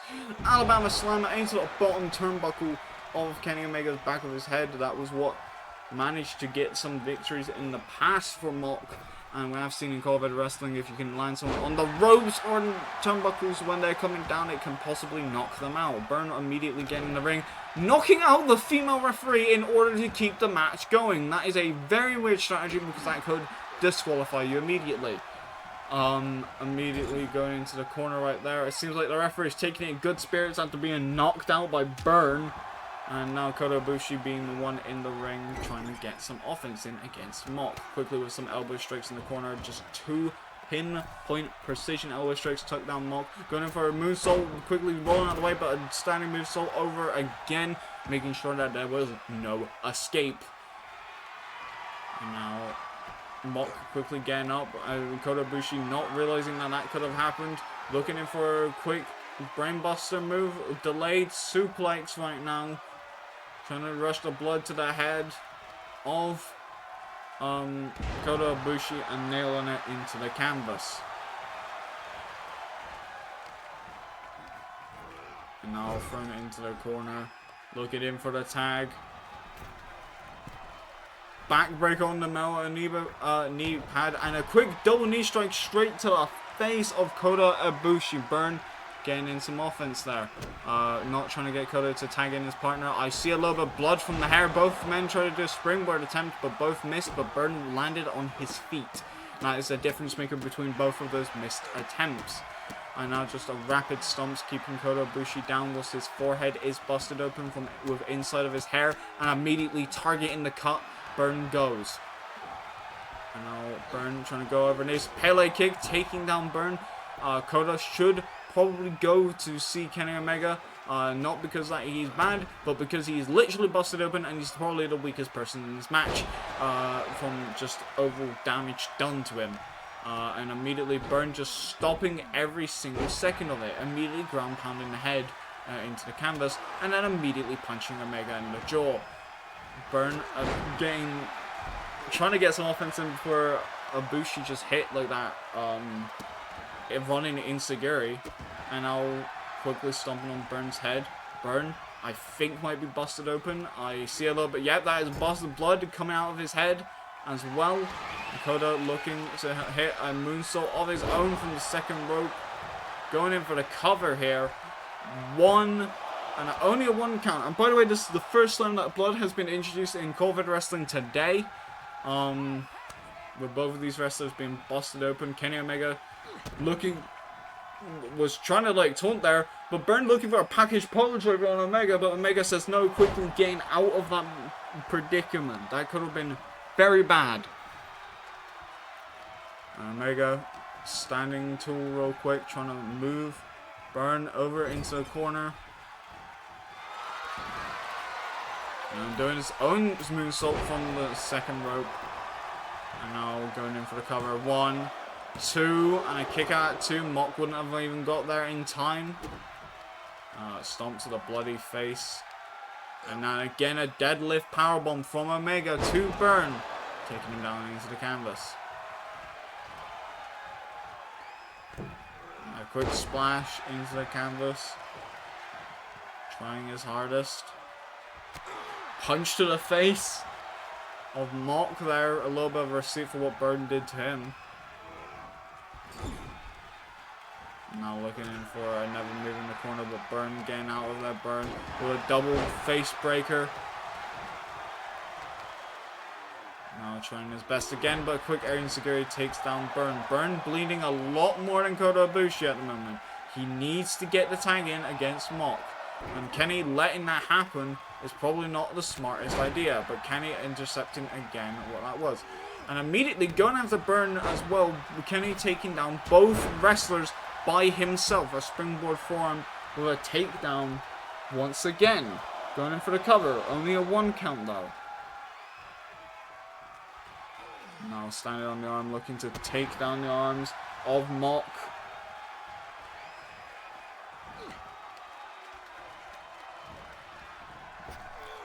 Now going down with another drop kick. And Burn managing to take Kenny Omega out there when Kenny was trying to go after him. Now Kenny again with a drop kick, taking down Burn, but Mock getting into the ring, looking for a German suplex onto Mock. Now going in for the pinfall here. Kenny has been doing quite well against these two, but Mock kicks out. And a quick running knee strike, taking down Mock without it connecting properly. And now it is time for Kota Ibushi to get involved. Quick running European uppercut, taking down Kota Ibushi though. And now looking for the Tiger Driver. Well, not Tiger Driver, but like just immediately driving him into the ground. 1, 2, and a kick out at 2 there. Tag team wrestling chants from the crowd.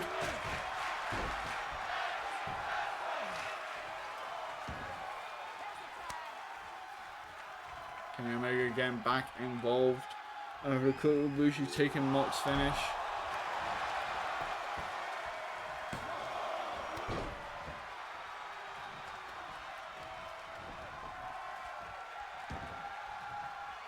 And Kenny's just like standing there, not even like going after Burn, just standing there waiting for Mock to do something, getting his energy back, taking his time.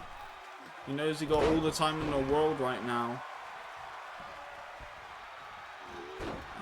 Quickly Mock getting the upper hand now, reversing out of it, trying to get in the corner, trying to possibly get a tag in right now, and going for the same move that busted open Kota Ibushi, trying to bust open Omega, possibly. But I don't think it happened, but it still did a lot of damage. And now thrown into the ropes, ducks underneath. Deep 6 to Omega, looking for the pinfall right here. 1, that wasn't even a 1 count. Omega just kicked out at 0. That was deep 6 and Omega just kicked out at 0. No selling the move. Burn needs to think of what to do. I think Burn was trying to go and get a weapon, realizing that if he did that he would get disqualified, so went back into the ring. Double face breaker again, knocking out Omega.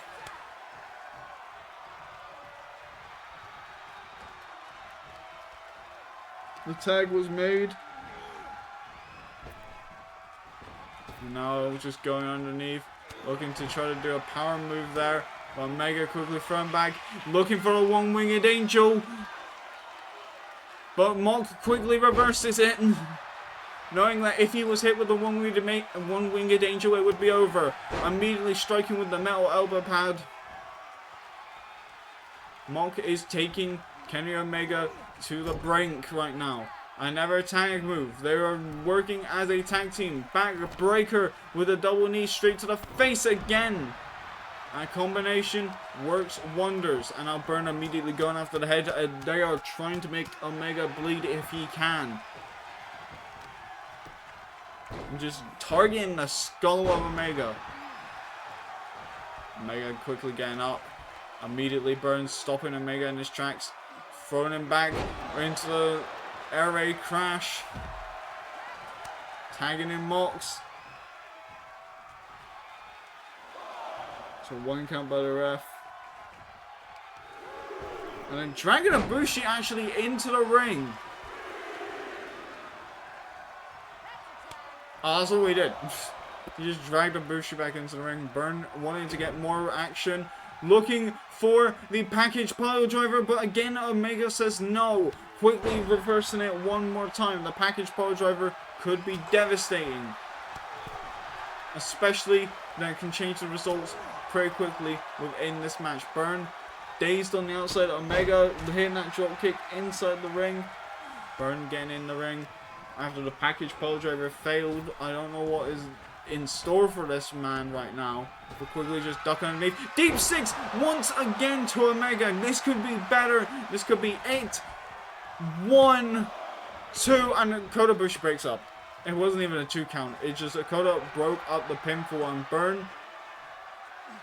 With I don't know what is in this man right now. He is trying his absolute damnedest to get the victory right now, and he's getting fucked over for it. Going in for the pinfall again. 1, 2, no, just a 1 count. Now quick deadlift, powerbomb. Now quick chops the face. Going around with the overhand. Thrown over into the ropes. Elbow strike.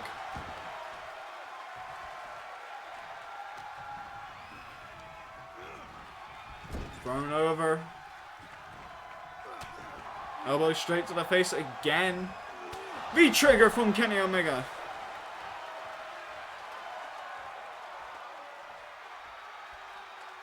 This man is still fighting. Kota Ibushi not really been in since he's been busted open, but Kenny has taken one hell of a beating. And as I said that, Kota Ibushi being tagged in. A quick clothesline taking down Ibushi. Maybe this is what they need. They need to target Ibushi with a knee strike straight to the face. As hard as he could right there. And now a Burn going after Omega. Probably not the best idea to do that. You need to focus on who's legal in this match, and Burn is just going after literally everyone. Kota throwing Burn in face first into the pole with his busted open head. Possibly making the cuts even worse. There is blood literally on the floor. There is blood on the floor. There is blood on the mat. Burn is bleeding so hard now that there is literal blood drops on the canvas. We have gotten to that point where Burn is bleeding everywhere. He needs to tag out.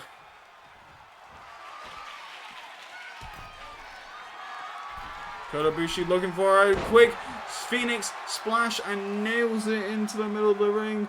It could be it. Mock, why? Okay, Mock is just, he's standing there.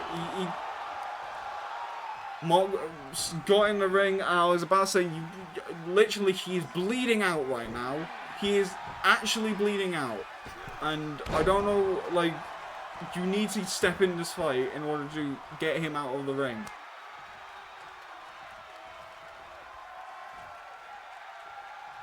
And Kenny Omega looking for possibly the one-winged angel. Oh no! No, no, no, no, no, no, no, ouch! That isn't going to help with the blood loss. A tight double underhook pole driver. And just, that was it. And we need to get Doctors out here stat. Burn has been bleeding on the canvas. With the Burn's blood just staining the canvas underneath. Both of these men are celebrating their victory tonight. Kota Ibushi still busted open, as you can see from the head. But we need to get Doctors out here to see the condition on Burnium's face after that fight. Because that's not good. That's really not good. We have cleaned up around the ring a little bit after that bloody affair. The paramedics have taken care of Burn. Burn was able to walk out of here on his own 2 feet. But we will give you a medical update of injuries when we can as possible. But right now we're going on to our next match here tonight, and it's our women's, not women's championship match, but women's debuting here tonight against the champion known as Sparkle Siren. Sparkle Siren making her way first as the Cult of Ed Wrestling Women's Championship holder. from Blackpool, England. Knowing that she will have to fight against Rhea Ripley at the special show on the 20th, this match is both also a debut for Jade Cargill, but also a practice match for Sparkle, obviously, because Sparkle will need to get some reps in against Rhea Ripley. And marching down to the ring in complete darkness right now, ready to do whatever means necessary. Sparkle has won every single match in COEW Wrestling that she has been a part of. There is still questions to be what she asked of Sarah in order for her to team with her.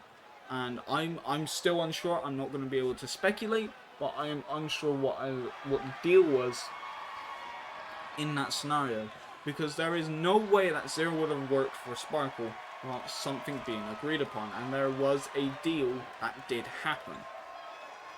Sarah, nowhere to be seen this show. Sparkle getting this match here tonight to get not only a warm-up, but as also requested by management for the debuting Jade Cargill, who used to have over 50 wins without a single loss. And that is insane to think about.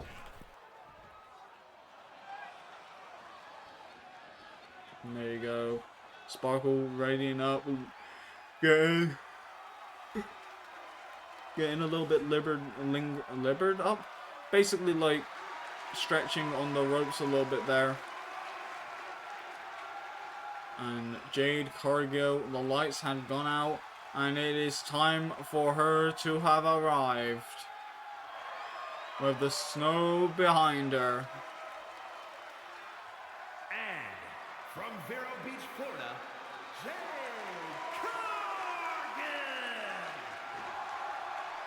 Cargill. The powerhouse of multiple women's divisions. She is a former champion in a different company in the tag team and also singles titles. And as I have repeatedly said over and over again, she has had that huge winning streak before she even took a loss in her career. Jade Cargill wanting to get some more significant wins underneath her belt. And she's going after the Women's World Champion. And the lights are shining upon her here tonight.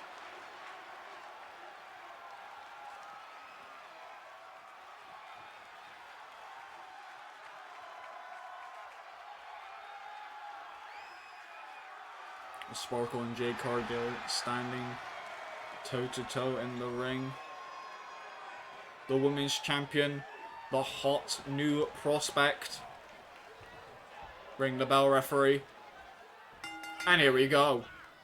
Both women have gone into a grappling contest, and Jade Cargill immediately picking up Sparkle Siren into a power slam of her own before dropping the knees down to the face. Jade Cargill getting the better exchange out of the two.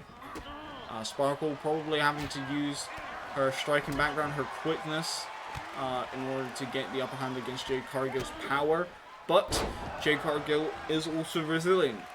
Jade Cargill will take a lot of offense in this fight in order to keep the victory. Sparkle going up to the top rope, looking for a high risk move and nailing it on top of Jade Cargill, making sure that she stays down. Immediately going in for the pinfall. A 1 count by the referee. Looking for a power slam of her own to Jade Cargill. Now lifting up Jade Cargill, throwing her into the ropes, going in for a crossbody clothesline over to Jade Cargill's throat. Jade Cargill trying to go after Sparkle's legs there, but immediately smashing down to earth. Punches to the head have been connecting. A quick strike from the right hand over to Sparkle, throwing Sparkle over the ropes. Going again with another punch and then throwing Sparkle back into the ring. After connecting those punches, quick overhand straight to the spine. And immediately Sparkle going after the gut there. It seems like these two women are trading punches against each other here tonight. And Jade Cargill seemingly getting the better hand of this, but Sparkle with her own fight back, even with a slap of her own. Quick chop there. A quick punch, another punch. Sparkle landing in a lot of the heavy strikes here with a chop to the chest there. And Sparkle ending the striking exchange. They're going in for the cover. 1, 2, and a kick out of 2 from Jade Cargill. Sparkle realizing that she has Jade Cargill's number, looking for the Shining Wizard to end things off here tonight. That was only a 2 count before. This could possibly be a 3 count if she can get Jade Cargill away from the ropes, which is what she is going to do. Now looking in to roll over, going in for the pinfall. 1, 2, 3.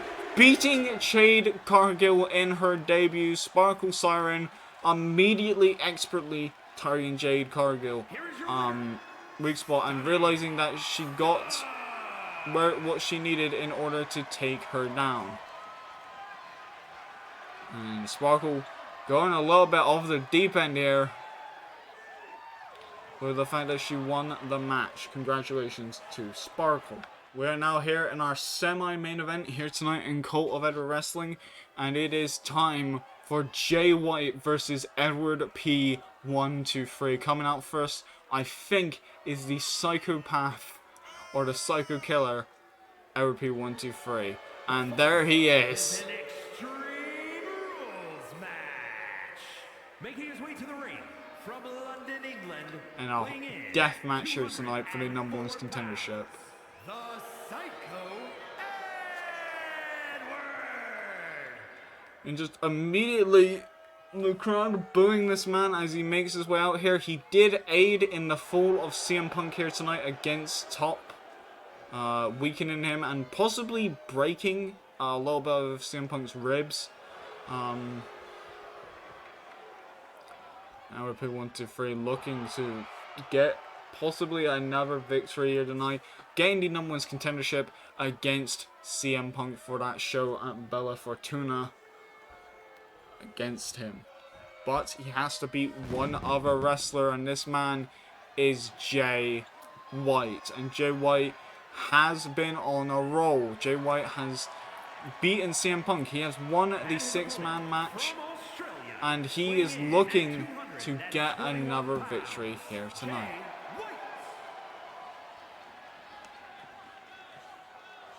The crowd not on the side of the Switchblade as well, but the Switchblade probably being liked more than Edward P. 123.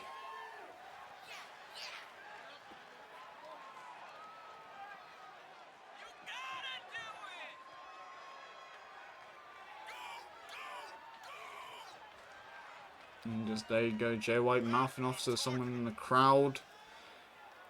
Both men begrudgingly had to work together last week, but they're not working together now, and they are fighting to see who deserves the title shot more than the other. And that could mean many, many bad things for Edward P. 123 and Jay White, because they're going to, they want the title more than anything. Jay White really wants to win the hardcore title back. Edward P. 123 wants to win the title back that CM Punk took from him. So I do not expect any of them to let the other one have any breathing room. But the match is starting. Both men immediately going into strikes, and Jay White is now going after the tailbone there of Edward P. 123. Edward P. 123 has been winning a lot his singles matches and has gotten momentum on that side, but also Jay White has too. Both of these wrestlers have not taken a pinfall loss in recent weeks, so it is going to be a brutal affair, to say so anyway. Jay White landing in those elbow strikes straight to the back of Edward P. 123, looking to get a weapon off the bat, which is probably a good idea, and it's a barbed wire baseball bat, and Edward immediately taking down Jay White to make sure that he doesn't use the bat. However, looking for a suplex into a powerbomb position, I thought was going to land on the bat, but it did not, luckily. Edward now going to grab the barbed wire bat himself and smacking Jay White across the face with the barbed wire bat and immediately targeting the legs. And as we said earlier, Edward was out here for the CM Punk match, if you're only just tuning in. And Edward didn't get physically involved, but he did get the assist. in taking down CM Punk by distracting the ref at one point in a hardcore match, which I don't understand why you would do that, and also taking down the turnbuckle, which was used repeatedly to ram into CM Punk's sternum and ribcage. And now, just immediately just going after Jay White, locking in the arms, going around with the technical ability, using that barbed wire bat early as well against him. Now double knee straight to the spine.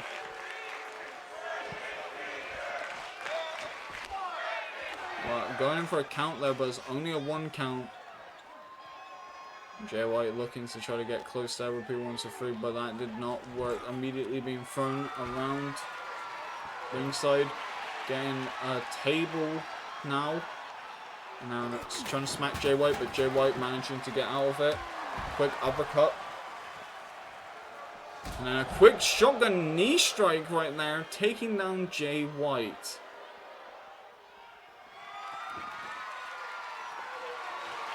Now, oh god, the light tube we saw earlier being used against Jay White, breaking glass over the chest of Mr. White. Somehow Jay White not bleeding, but the weapons being used are significantly dangerous. Now looking for the lumbar powerbomb on the outside potentially, but no, Jay White knowing that that is a dangerous position to be in, especially since you can be pinned or submitted on the outside. Immediately is being dealt with. Quick kick to the gut, looking to do a net breaker on the outside, which Jay White lands.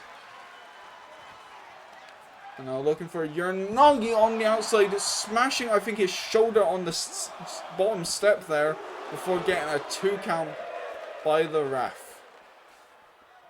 Jay, all he needs to do is hit that Blade Runner and then he is good in this match. Both men already getting tired, already getting a little bit exhausted. Standing on either side of the steps, not wanting to go through. Jay White trying to reach over there. Both men.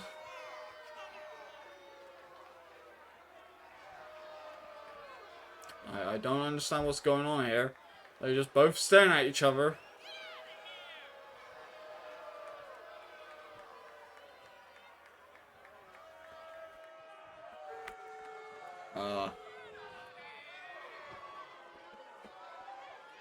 Oh, okay, the movement has just happened there. I don't know what's going on. Blade Runner! Maybe that's what it was. Edward didn't want to go over in case Jay White hit the Blade Runner. 1, 2, and a kick out of 2 from Edward B. 1, 2, 3. Maybe he was psyching himself up, ready for the Blade Runner. I don't know what was happening there. They just stared at each other while like the steps were there. But I'm not gonna judge it. It worked out in the end, I guess. Jay White hit the Blade Runner. Could have been it, but it wasn't. Jay White arresting on the turnbuckle last, but fucking punch straight to the throat there. And immediately Edward hitting the European uppercut and just landing strikes onto Jay White. The ladder being in the ring. Going up top to the top rope. Getting past Jay White. Jay White getting up top. Meteor! Oh god! Jay White just hit the back of his head off of the Meteor onto the ladder.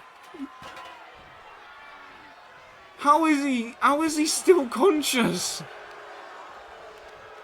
Jay White has taken a lot of punishment from weapons, but has nearly beaten Edward P. 1, 2, 3 with the Blade Runner. So I don't want to say he's completely out of it. I'm just saying, like, that is a lot of damage that has just been inflicted right there. And it's either man's play right now with a steel chair shot straight to the face of Jay White. Jay White quickly kicking Edward to get out of the corner right there. And White trying to think of something, putting Edward in the corner. And White dancing along with Edward. Looking in for the Blade Runner one more time. But nailing it into the canvas. Going in for the cover. Legs hooked. 1, 2, 3. Jay White somehow beating Edward P. 1, 2, 3, and is your new #1 contender for the Cult of Edward Wrestling Hardcore Championship. The Art of Suffering plans goes up in smoke as Bella Fortuna CM Punk will be facing against the Switchblade, Jay White. It is main event time, and it is for the COEW Wrestling Heavyweight Championship. Men's Action Heavyweight Championship. Good enough. And it is the challenger coming out first, Damian Priest, who won his number one contenders by being in the COEW Wrestling Showcase Fatal 4-Way, to then winning the COEW Wrestling number one contenders match with Ilya Dragunov, and is now looking to get the win here. Damian Priest getting cheered from the crowd there. I just saw the announcer teleport out of the ring with my bare eyes. And Damian Priest, if he keeps that dominant streak that he had with Ilya Dragunov, he could be champion by the end of tonight. We could have ourselves a new champion. But if he doesn't, then Jim might retain here tonight, and he will be going to Bella Fortuna as the COEW Wrestling Heavyweight Championship holder. These two men are looking to either retain or earn their gold. And honestly, I am pretty excited to see who will win here tonight, because this is going to be a great caliber main event match, if anything. And I'm here all for it.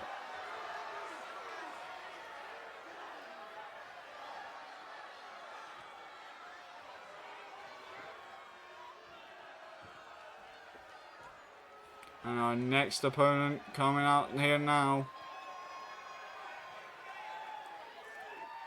is the man known as the COEW Wrestling Heavyweight Champion, JIM, or simply, if you know how to, if you have brain cells, Jim.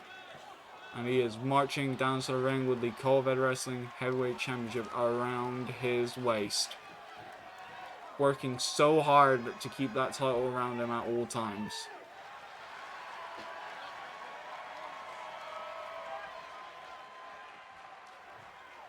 Jim, being a former world champion, former hardcore champion, has been the belt collector for so long, and he is sticking by that name even now by having a hold of that title.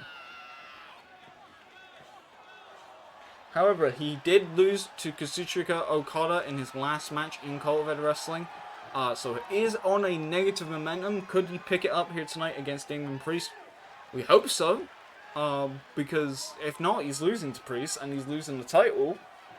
But Jim is confident. He never loses confidence. He's never worried about anything. He has beaten beasts. He's beaten against main stars, and he's established himself as one of the key players in COEW Wrestling. And he's ready for a fight, if ever. Oh, guys, looking at Damian Priest on the outside there, ready for a fight. And now the belt is going to be handed off to the referees to show to the both participants the COEW Wrestling Heavyweight Championship.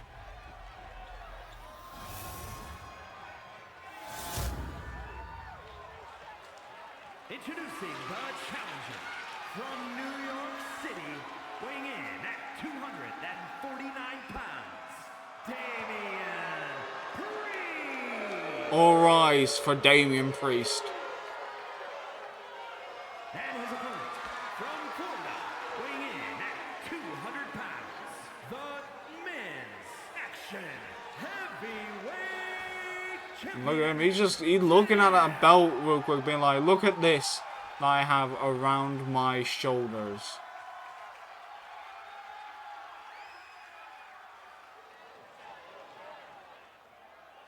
And giving the title to the referee. The referee showing it to Priest.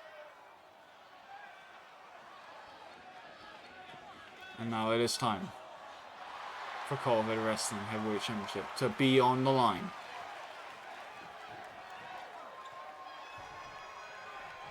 Priest. Jim. Let's get this shit on the road. Right now. It is your main event And Jim immediately going around back of Damian Priest there. Damian Priest knocking into the referee there, probably saving him from being in the corner for just a few seconds. But Jim, oh no, German suplex into the bottom turnbuckle. That is not a good place for Damian Priest to be in. And Jim going into that ruthless aggression. Jim having way more aggression than Damian Priest does, which is actually surprising in that regards.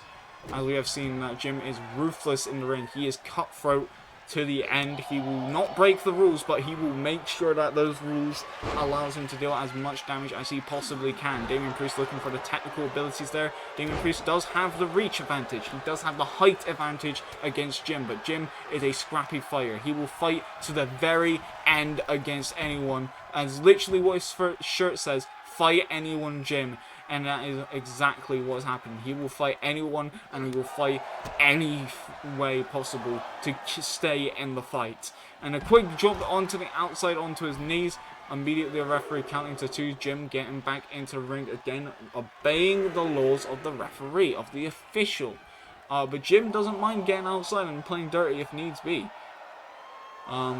He doesn't want to break the rules, but like if they break the rules first, it's fair game. A quick clothesline to Damian Priest as well. Damian Priest was suckering out Jim a little bit there at the 5 count. And now Damian Priest looking to dish off some offense. But quickly being sent in the ring. Damian is also following suit. Following into the ropes quickly with an elbow strike straight to the face. Elbow strike straight to the gut of Jim. And now looking to hit a double drop kick into the spine. But that didn't work. DDT onto the canvas by Jim. Jim looking to go underneath one. Only a 1 count though happening right there. Looking for possibly another strike was going to happen. And now suicide dive over the top. Suicida over into Damian Priest, holding on to his lower back there. Immediately just trying his hardest to take down the big man. Using his whole body. Not letting Damian Priest have any breathing room. Probably a smart idea, but Damian Priest again with that lariat takes down Jim. Damian Priest now throwing Jim into the stairs, which didn't really work there. Stomp to the arm. Now screaming, being like, right now. Into the crowd. 6 count by the referee. He needs to win by pinfall or submission, so countouts isn't going to be great. But Jim getting them both back into the ring. He wants to win by pinfall or submission himself. But Damian Priest, if he loses by DQ or a countout, he's not going to win the title. He needs to win it in the ring. And at the moment, Damian Priest is more focused on taking Jim outside the ring to dish out some damage.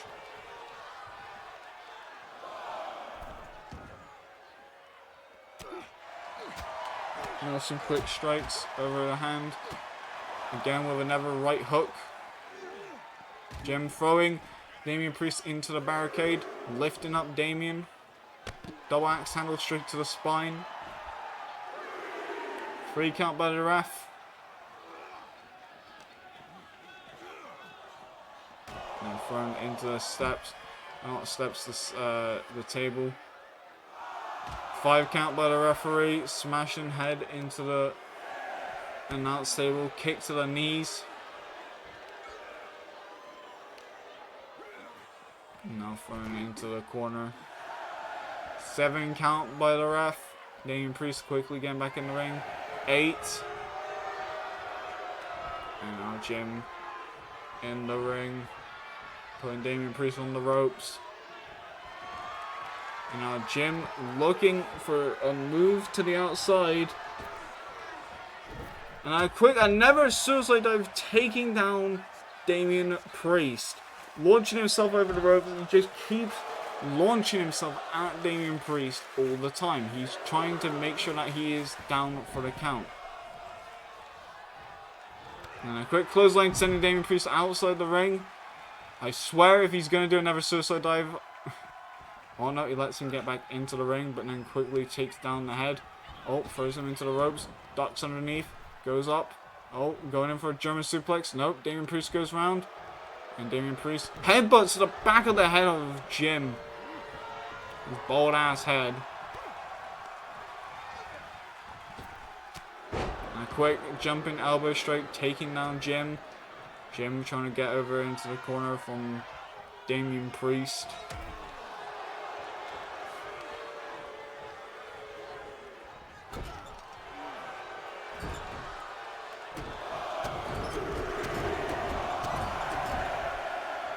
Oh, 3 taps there.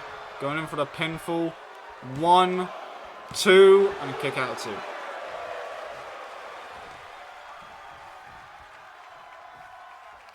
Lifting up, going in for a jawbreaker. That did not work for Damian. Whippersnapper by Jim, taking down Priest.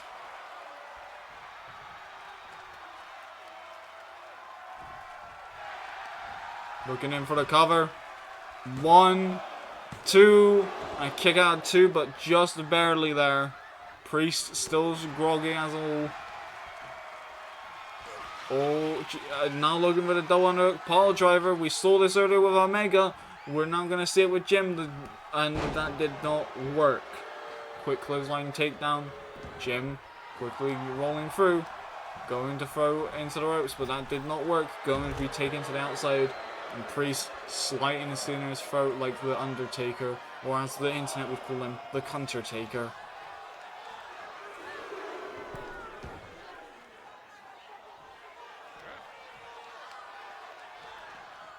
Now looking for a suplex down into the apron. Not into the apron, but into the floor. Stomp on the arms. And now stomp to the back.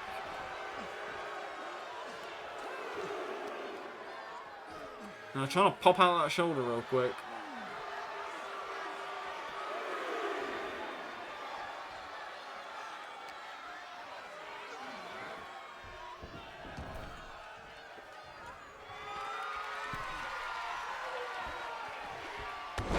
An elbow joke straight to the knee right there, to the back of the knee there of Jim. Going in for the cover there for like a 2 count. But the back of the knees of Jim is very wounded by Damian Priest. Now looking for the South of Heaven chokeslam. Nails it into the canvas. This could be it. This could be the victory that Damian Priest needs to become COEW Wrestling Heavyweight Champion. But Jim with a kick out off of the rip. Kick to the back, and now Damian Priest looking for a kick to the spine of Jim. Jim going to the outside now. Jim very wounded. South of Heaven chokeslam took him down a little bit, and now quick punch to the face, looking to stun him over to the outside of the ring.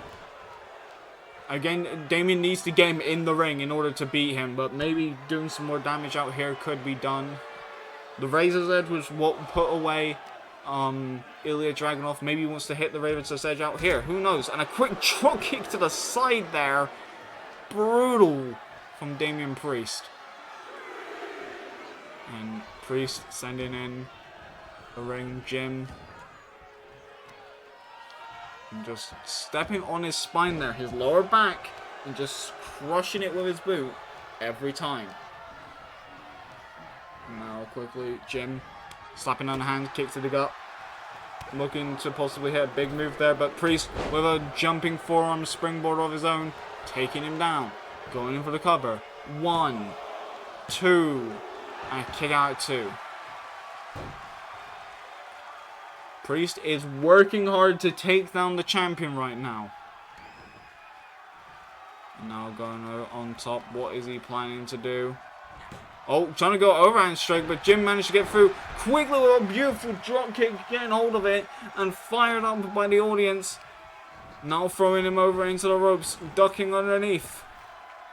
Ducking underneath again, and then quickly throwing Damian Priest over him. Jim, this could be the adrenaline that he needs to get back into the fight, looking for the double underhook pile driver that he hit so many people in the past, and also to retain the title, which he does. Could this be it? That might be too close to the ropes. The referee doesn't think it's a rope break. 1, 2, and a kick out at 2 from Damian Priest. South of Heaven from Damian Priest to Jim did not end it. And now, in this scenario, just Jim hitting the double underhook pile driver wasn't it. And Jim being a little bit too cocky there after getting his finisher in. Damian Priest immediately getting up and landing some elbows into the spine. Damian Priest looking for a quick just drop down there, almost like a stun gun. 1, 2, and a kick out at 2. Both men are nearly on the brink of losing. They need to hit that one big move in order to get the victory here. And so far, Priest with his own suicide dive now, taking down Jim, who earlier in the night had landed a few on, like, earlier in this match, not in the night, just a few onto, like, Damian, and now Damian is working on Jim on the outside again. A quick stomp to the nose, knee strike. I think that may have broke his nose. I am unsure. We need to see the cut on Jim, but it is very difficult to see on camera. But the nose of Jim might be broken on Damian Priest's knee. No, Jim. Yeah, that is blood on the nose. I don't know if that's where the blood is coming from, but I do know that nose is a little bit more red than it was before. Yep, that is definitely blood coming from the nose. And quickly, Jim with a splash of his own. Priest getting out of the way, trying to get a little bit of distance in, trying to throw him into the ropes, trying to wear him out energy-wise. And then again with the same tactic, dropping him down on his face, looking in for the cover. 1, 2, and a kick out at 2. Again, you need to hit a big move, Priest. That is the one thing you need to do. Hitting the South of Heaven again.Maybe your Razor's Edge. Just something to take him, or a Tombstone. That works too. No, it isn't. Jim just going fueled by it, stepping up again, and immediately just stomping in the corner repeatedly. Blood coming down his nose from where he got kneed into it, and he is just working on Priest. Stomp on the back, and Priest going to the outside here. Maybe Jim is looking for another suicide dive by the way it's positioned. Nails it once again, grabbing hold of his backside again because that is still doing damage to him, and is now just on the ground and pound on the outside. Just trying everything you can think of to beat the brakes of a Priest. And now again just with a bunch of strikes on the outside. And throws him. I was trying to throw him into the corner there, but that didn't really work. Electric chair drop onto the steps. Oh no! Priest just rolling around with his head, like grabbing his head there. This could be a count-out victory by Jim. I don't think Jim would go for the count-out victory, but it might be it. It's a 9 count by the ref. I don't think Damian can get in the ring, and Jim has retained the COEW Wrestling Heavyweight Championship by a count out.